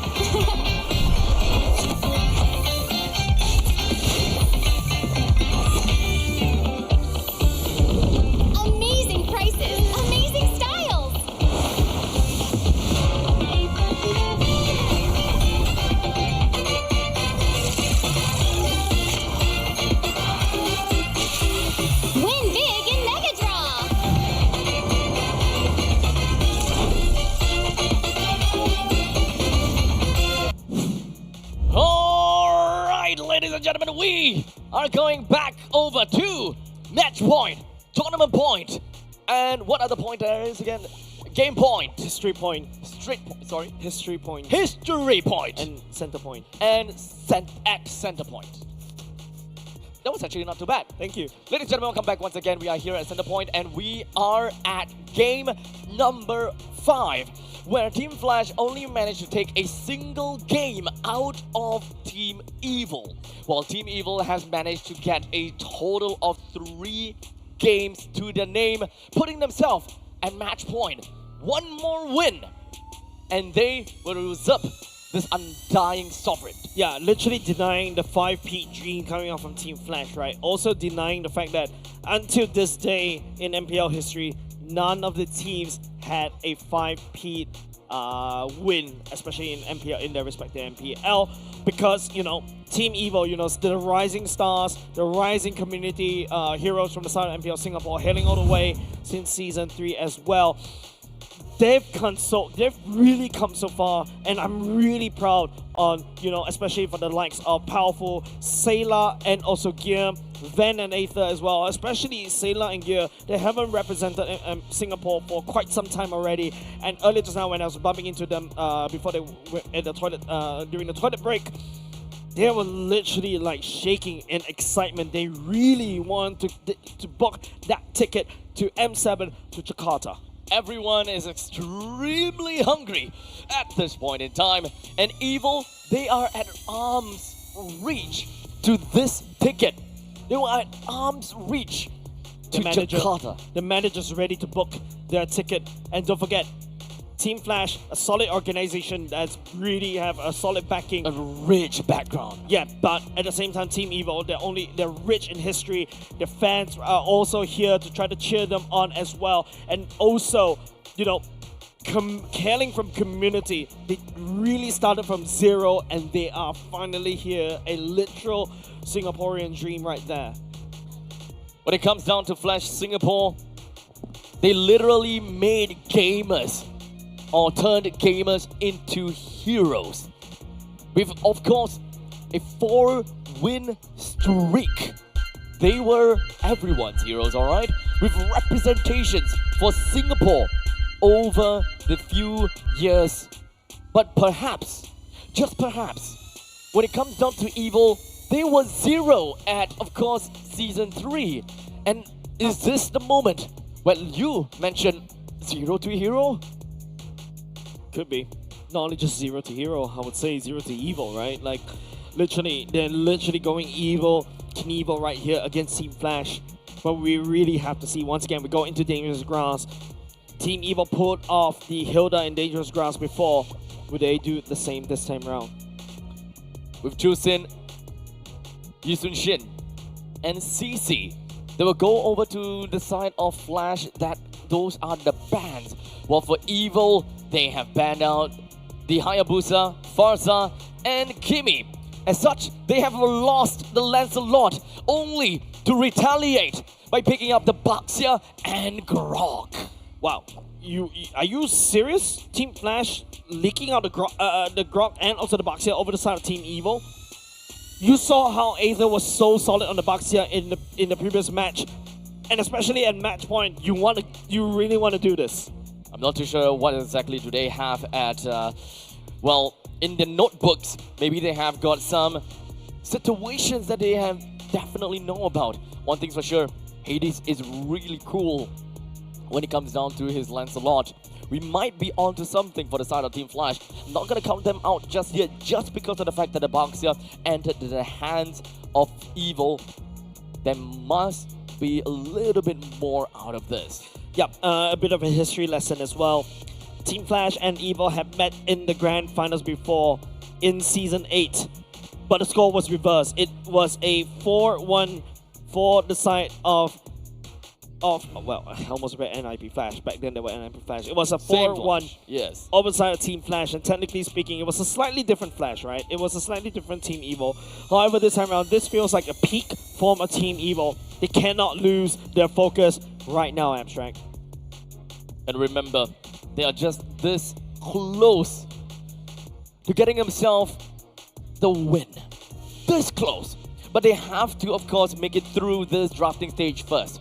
And you know what they say, the drafting stage is always gonna be the first battle between the coaches, which will spell it for the players that enters into the battlefield. Yeah, okay, this time around, at the very least, from the side of Team Flash, I like what they picked up so far, right? The Lancelot going back into the hands of Hades as well. He's played really well in game number 2 earlier just now. Harif, on the other hand, the Zaman Falls laying down in the real world manipulation. All of a sudden, yes, it is, you're not really vulnerable to the real world manipulation as you just zap around and output the damage. But once again, Team Evil, I think they really have to play a very fast-paced game alongside with this Baxia, right? Gotta catch up on the side of Team Flash once again, but also a lot more focus on Bear, in my opinion. What kind are they gonna view the Yuzhong once again? Maybe this time around, yes, if you're going up against a Sailor's Yi, but taking a look at the ban, Valentina, the Lunox getting banned out. Once again, Farsight as well. Team Flash literally starving out in terms of their mid lane pool. Right now, there is not a lot of shred options from the side of Team Flash. Now that the Lunox is gone, the CC is gone as well, there might be a possibility that Evil is trying to force Flash into playing an X-Bog XP, given the fact that they have very tanky front lines from the Grok and the Baxia. Xbox is really good, I would say. Unless they steal it themselves. Yeah, Last Insanity, you also burn the Baxia, you also burn the Grok. Last Insanity to also force the real world manipulation off. Moscow will get taken out by the side of Team Flash. So now the ball is on the court of Evil. Do they want to steal that Xbox? Nope. You're gonna get the Lapu Lapu. Instead, Lapu Lapu works also very well for this Eve. The Xborg will also be a little bit awkward as well if you mention it. Especially when you fight inside the real world manipulation, right? You're unable to just step forward. You're reliant on your movement speed to basically start burning down that Eve. However, Lapu Lapu, that's something that Gear loves to play. He's very aggressive on that. The Bravest Warrior also forces the Bravest Warrior also forces the stun onto the Harry as going into Zaman Force. But right now, I'm looking at the last 2 picks from the side of Team Flash. At this moment, they're lacking of XP and mid. Lacking of XP and mid, and so far with a Harif in tow, they want to play Area Denial. Oh, the Selena! So, this is gonna be a wombo combo in some sense between the Selena and the Gatukacha. Not as simple and not as easy as a Baxia plus Selena combination, but it can still work. There is a very high lethality when it comes down to Gatukacha's taunt. And every time you see that the Gatukacha is about to come at you with a taunt, you need to run before the Absol arrow lands onto you. Right. This is gonna be a do or die moment for the side of Team Flash. Kurtizi pulls off the Selena all the way up in the last moment. Hopefully speaking, that's more than enough, because don't forget, early game is definitely going to go in the favor of Team Flash, right? Like, you've got your Selena, you've got your Lancelot that could just do quite a good amount of damage, especially in the early game. Hopefully they can use that to snowball all the way to late, start ganking onto Bruno, also start ganking onto the likes of Yeep, and also slow down, hopefully, Baxia. Ladies and gentlemen, here we are at the center point. The crowd is ready for the entrance of Team Evil. Well, for Team Flash, they may be behind, but they are not out just yet. As such, we are gonna go in straight into the land of dawn. Ladies and gentlemen, bear witness to the possible champions from the side of Team Evil, while Flash defends the throne. They really have to pull all the stops right here, Abstract. They're literally balancing on the wire, dancing on a surgical knife. One false move. If you botch the early game, it is going to be over. We've seen this before from the side of Team Flash. Team Evil, on the other hand, like what I mentioned, the Baxia pick from the side, Team Evil is going to help them up in the early game, and I want to see more. Kurtizi is going to start off taking quite a bit of damage already from the side of the mid lane.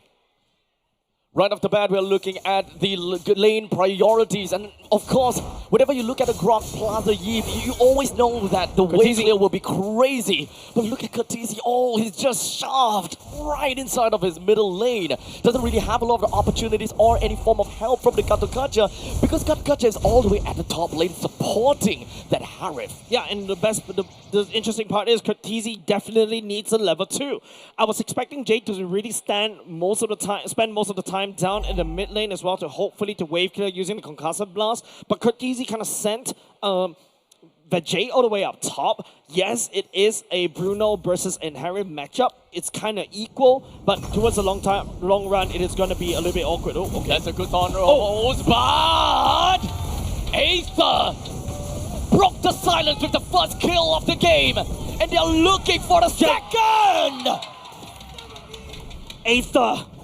Man, this is why you don't give the Boxy over the side of Team Evo, because Aether is so confident and comfortable with it. Even Jay on a Revitalize is not enough to save Hades. Hades constantly get the wall block, constantly get the front of execution, getting turned off as well. And now they're going to be a little bit awkward position going into the total fight abstract. Hades will definitely want to go for a little bit of a steal, but he seems like he's slightly stuck here. I hope he still have a puncture, but indeed, that is going to be the Thorn Rose from the side of Hades that will be able to secure down to the turtle together with the Retribution. With the Phantom Execution, they might be able to land on the gear, but gear is not going to falter just yet. Man, the TOR coming off on Bear was the only thing that will be able to push Team Evo back. The turtle pickup from the side of Team Flash is A-okay, but Team Evo though, they can easily grow out of it. 2 kills on the side of Boxia right on the bat. Going to the later part of the game, you don't really have an answer onto the Boxia, especially if you're Phoenix on this Harif. Yeah, it's a little bit scary, but Team Evo on the other hand, I think they can stabilize this one. Speaking of stabilized, things will start to slow down a little bit. Even though we have a small little skirmish up to the top lane, it is not really something that will bring Jay down that easily. We have got Evil that is really just creating a diagonal space between them and Flash by trying to take a little bit more control off of the river line. Yep, Bear going directly into the Oracle, skipping the Molten Core, but Gears worked on his Fury Hammer already, should be going into some form of magic resist. If you take a look from the side of Van, also first item is that Heart's Claws. Heart's Claws versus what Vanix needs to secure for himself. He needs at least a Feather of Heavens and a Stylium Scythe. These are very expensive items compared to Heart's Claws because Van would just escalate out of control. Hades on the other hand, that turtle pickup is definitely way okay, but Aether could just easily slam into anybody right now. Crashes onto Jay. The Void Crystal that slows Jay down. Jay will take the L that easily. What a wild charge from Powerful. Sends 2 person flying up to the air. RWM to further supplement it. Forces Kurtisi as well as Hades to back off. The window, the early game window for the side Team Flash is starting to disappear because of Aether, and now, okay, TOR. But the flicker from Powerful, he gets himself right away and ensure that he don't give any needless kills to the side of Hades. But in the meantime, top lane, Vanix! Oh, the tech. The Imperial Rage not good enough. Ven will be able to survive with a sliver. But like what I mentioned, the early game for the side Kurtisi is starting to fall just a little bit. Team Evo on the other hand, they will escalate out of control around the mid game unless Bear finds a solid TOR. But in the meantime, Gear is literally going to be in the face of Bear. They know that there is a possibility that the TOR will happen and that will catch on to everyone. So they play things down a little bit slowly with only, hey, Aether is just spinning around and he still managed to get a kill down onto the turtle. Kurtisi doesn't have a lot of HP to work with, while Gear single-handedly is just holding on to 3%. But alas, he will still go down. Kurtisi baiting out, but the main target will be Vanix all the way up top. The worldie will be committed. Vanix actually trying desperately to survive. As we are inching closer and closer to the demise of Flash SG, the morale and tempo might be low due to the fact that we're looking at a 3-kill deficit, and to make matters worse, we have the top lane T1 that has been destroyed. At least Bear responds in kind with a respective push down to the bottom. You can see how fast Van actually tears down the top side turret, right? That's the power of the Bruno, a massive siege unit. And we haven't seen Kurtisi, using this Selena to his greatest advantage. Take a look right now, building towards the glowing one. First, looking for more like a late game Selena, hopefully. But late game Selena doesn't really work well if you're constantly having to fight backwards because Jay is the main punching bag for the side of Team Evo. He's taking out Jay like it's nobody's business. AOG. Aether meets his will, but the AOG climbs down over to the creep wave. Powerful tectonic charges himself right out of dodge. They do not want to participate in that fight anymore. But in the meantime, it does seem like Gear managed to spy onto Hades while he goes in to take the steal on the purple buff. There is creep waves, so it's not going to be easy to crash down onto him. Thorn Rose right there, the iframes will be allowing, you know, him to just survive the clash just a little bit because Gear and Aether will look at Hades like it's food. Right now, Flash SG really need to play around his choke points. Wait for Vanix to scale up as a very late game Harif, and then let's play around the choke points. But choke points is where Team Evo also truly shines, right? Sailor could just go in a real world manipulation. The tectonic charge could come easily, and don't forget the bravest warrior, just one straight line down, everybody's stunned. I do want to see a little bit more wombo combo between Jay as well as Katizi. There isn't a lot of opportunities for Flash to just root someone down or to stun someone down in order to really ensure that Katizi is able to land a very good Absol arrow.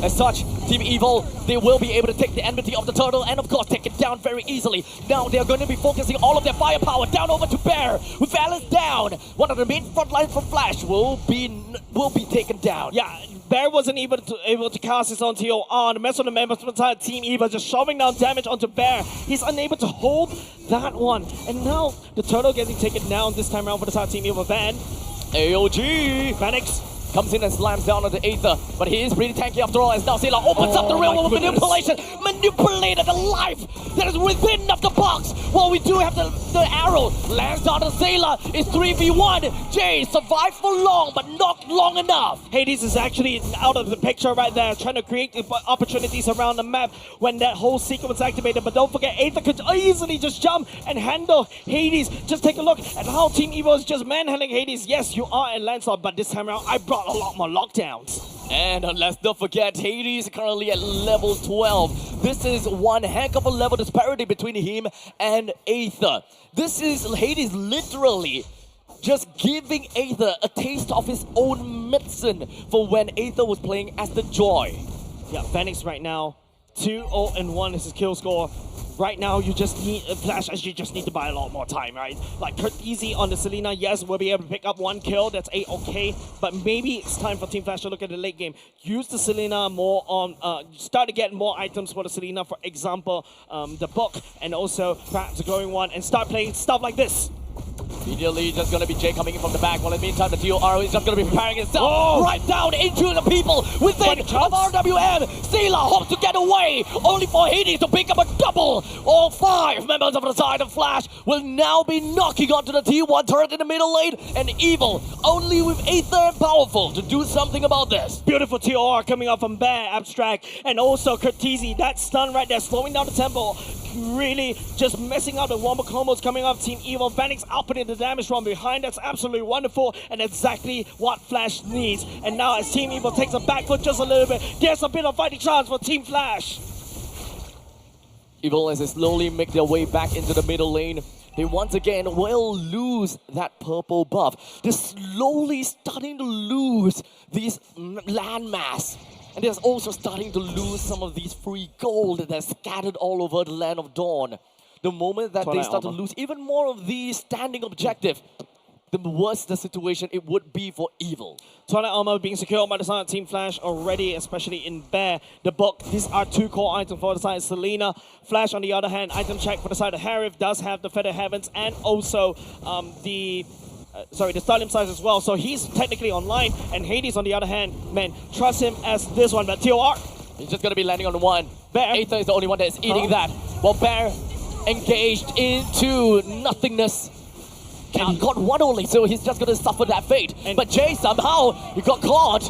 But he's still going to be able to AOG out of that fight. They're looking for more, but it does seem like the Abyssal Arrow will land onto Aether, but it's just a little bit too tanky for him to just go down like that. But this is a big problem for our side, Team Evo. Yes, you're able to pick up Bear right there, up there at the bottom lane. Flash SG sneaks away the mid lane turret and also potentially up top. If Gear is wasn't there to basically defend against the minions, that would be even worse for Team Evo as Flash SG gains some gold lead. Hades is already at level 15. Well, as a matter of fact, for the side of Aether, still at level 13. This upcoming Lord in 80 seconds time. Aether needs to do something within of this 80 seconds to catch up in 2 levels. Otherwise, the 50-50 is definitely going to go towards the hands of Hades. Wait, wasn't Flash on the deficit early game? Well, not anymore. What? Wait, Hades was actually power farming all the way, sneaking, jungle creeps away. That was clearing, and then Aether all of a sudden is playing on the back foot. The retreat battle is definitely going in the favor of the side of Team Flash. Evil has effectively lost 3 purple buffs. Let's remember that.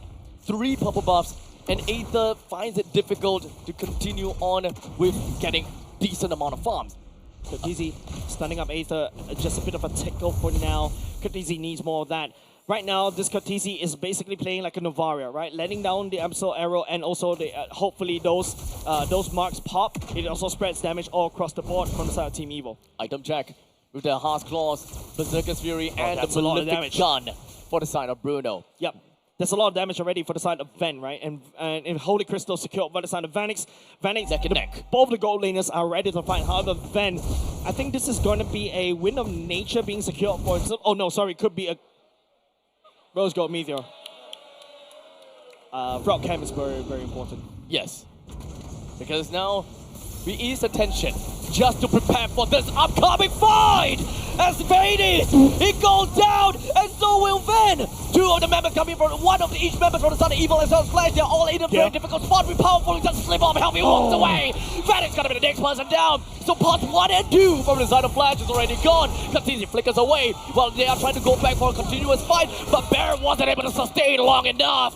Gear continues to gnaw right at to Jay. And Sailor just landing down damage from afar, and Gear coming in the nick of time, just heals everything back up. Flash SG literally ran out of utilities, ran out of steam, and unable to continue on. Vanix right there was a perfect engage. They will be able to catch somebody from the side of Team Evil, but that's not good enough as Team Evil pivots over to the Lord. At this point in time, Aether doesn't even need to find any opportunity or find a reason to reach level 15 because they flat out just won in that battle. With Hades out of the picture, it's no longer 50-50.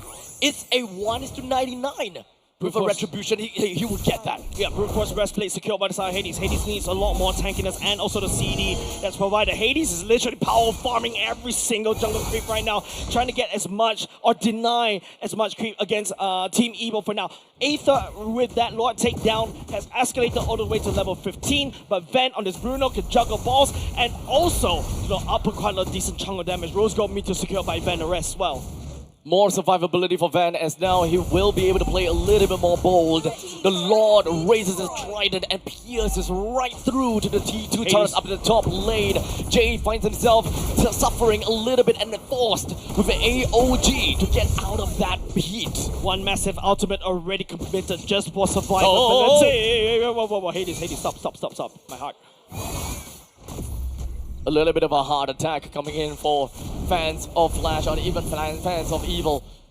That could quite literally go anywhere. Yeah, Hades is like playing like the you go into the scary, I don't know, Minesweeper? Scary house, and then there's this jump haunted scare. house. Yeah, haunted house, and he's literally jump scare. All of a sudden, a random Hades right there, Thorn Rose, and then all of a sudden, Phantom Execution. You're immediately getting assassinated. Jay, right around, trying to find an opportunity. TORS2 encapsulates everyone within the RWM. Gear joins in the fight slowly after. It does have a little bit of CC immunity. While in the meantime, it's going to be 3 buttons coming in from the side of Flash. That's already been taken down.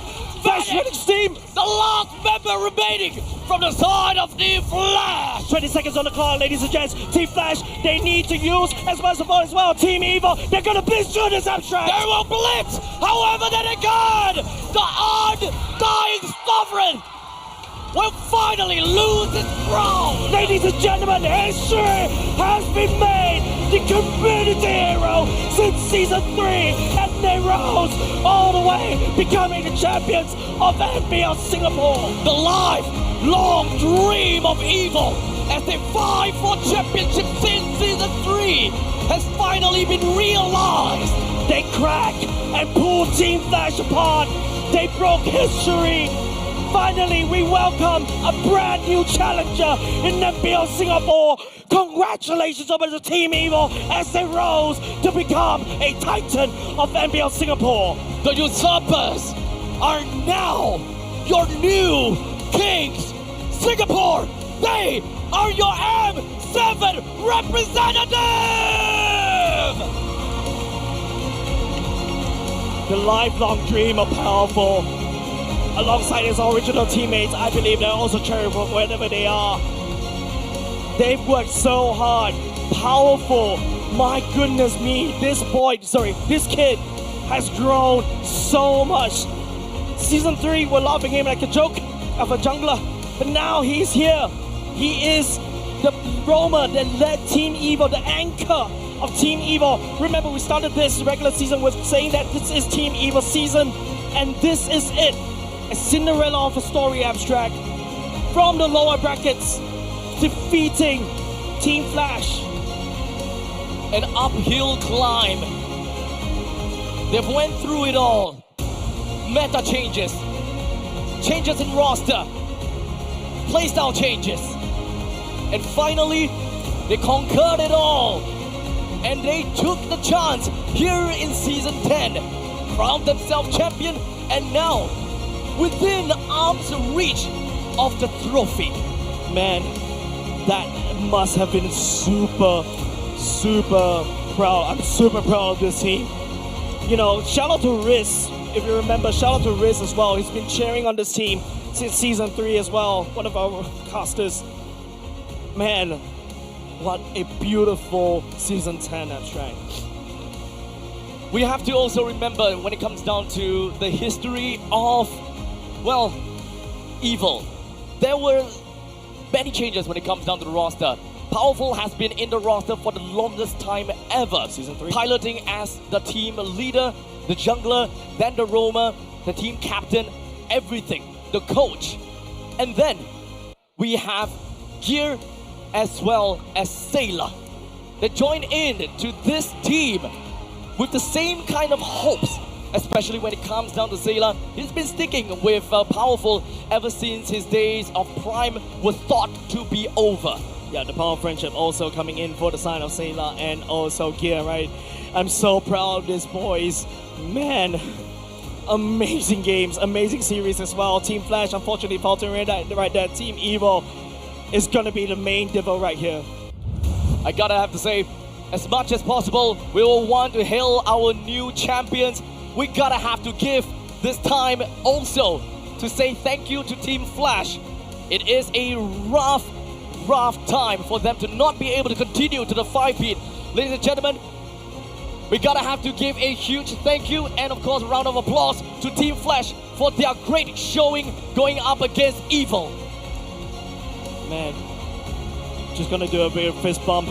A very well fought there for the side of Team Flash as well. Of course, Team EVIL, like what I mentioned, the Cinderella story coming in to fruition. Fairy Godmother, look at them, smiled, gave the blessing as well, as the Team EVIL should be making their way to pick up the trophy very soon. But before that, huge shout out over to Team Flash as they make the final bow, as they bow out from MPL Singapore for now. They will not be going to M7.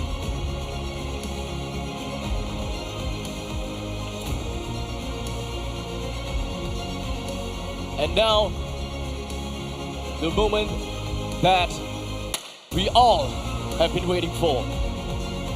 With the trophy just within arm's reach, right in the center of the stage, we have Powerful, we have Batoy, we have Ven, we have Aether, Gear, and Sailor. Yep, with that said, ladies and gents, gonna hand our time over to the host Suki as they will be taking over the proceedings as we congratulate Team EVIL for being champions. My name is Jay, this is the Abstract. We'll catch you next time.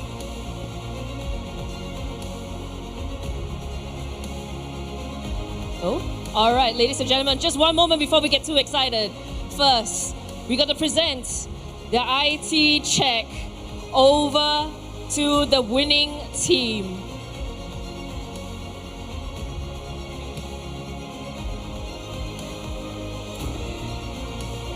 All right, and the IT check is coming. It's running down the aisle like a wedding. And here we go. The grooms for today are going to be the champions, Team EVIL.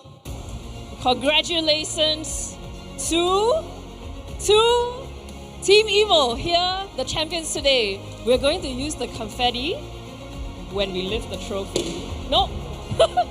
All right, one moment, guys. All right, let's go. Okay. Now, the moment you've all been waiting for. It's time to lift the trophy. On the count of 3, 3, 2, 1, Evo!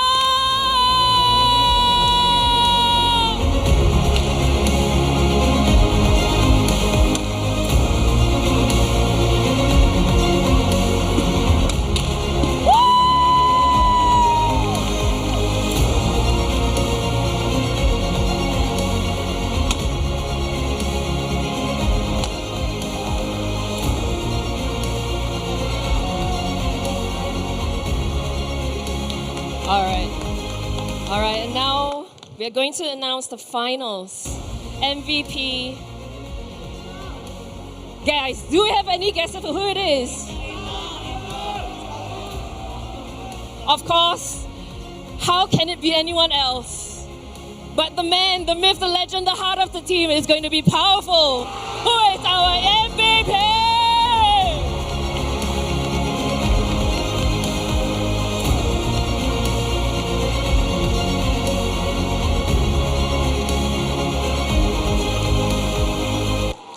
Is years in MPL Singapore. This is true dedication, this is true passion. And this is what Powerful has worked all this time for.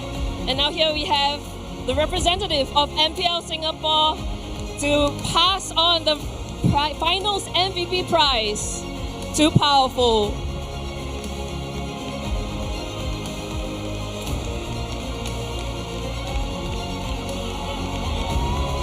Give it up for Powerful!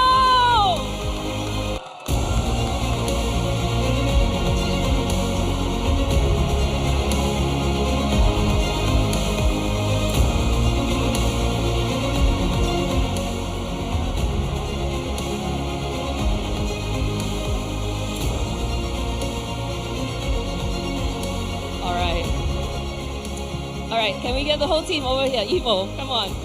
We gotta go get a bit of a thoughts from you guys, as you guys have won. Okay, I won't interview you. All right, Evo. I'm gonna ask the question. Anyone can answer. Powerful might be a bit emotional right now, but how does it finally feel being crowned the champions of MPL Singapore?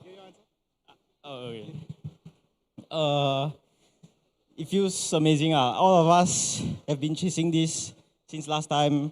Me, Sela, we won it once in our career, but then we played so many years and then we never touched it ever again.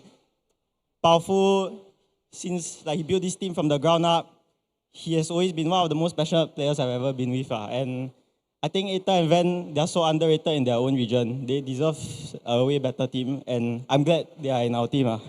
I love you all. All right, I can feel the love, I can feel the passion, the preparations coming into the grand finals.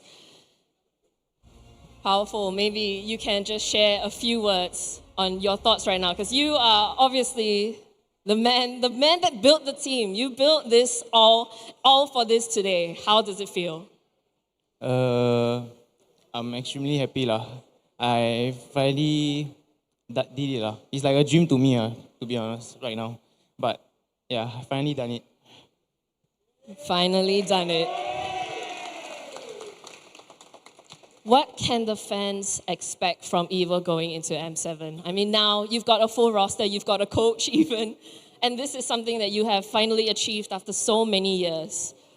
Does anybody want to share a little bit of what you guys want to bring for the fans going into M7? Okay, coach, answer?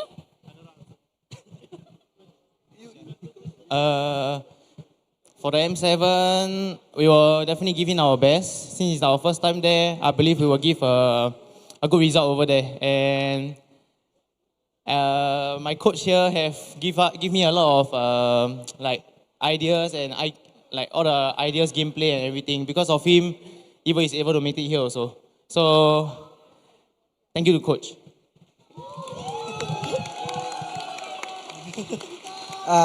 To be honest, I didn't expect Powerful to get me at here, but they trust me so much, even the grand finals. Even the last game, they trust me the different draft.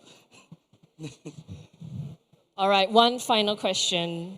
Anything you want to say to your fans? We are the champions! All right, let's lift the trophy one more time. All right, everyone, give it up.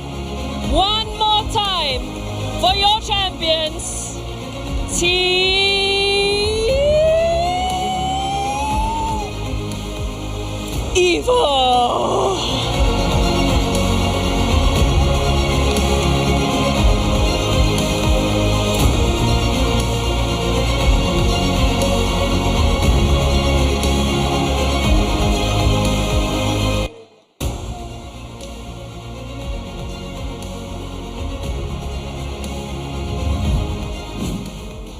MPL Singapore Season 10 is powered by Moonton and Pulse Nova Entertainment. Presented by IAT, your homegrown bubble tea brand since 2011. Official gaming chair partner DX Racer, the pioneer of the world's first gaming chair. Our partner in esports, Future Living and Singapore Esports Association. Our official playoffs venue partner, the Centrepoint. And our official broadband partner, My Republic.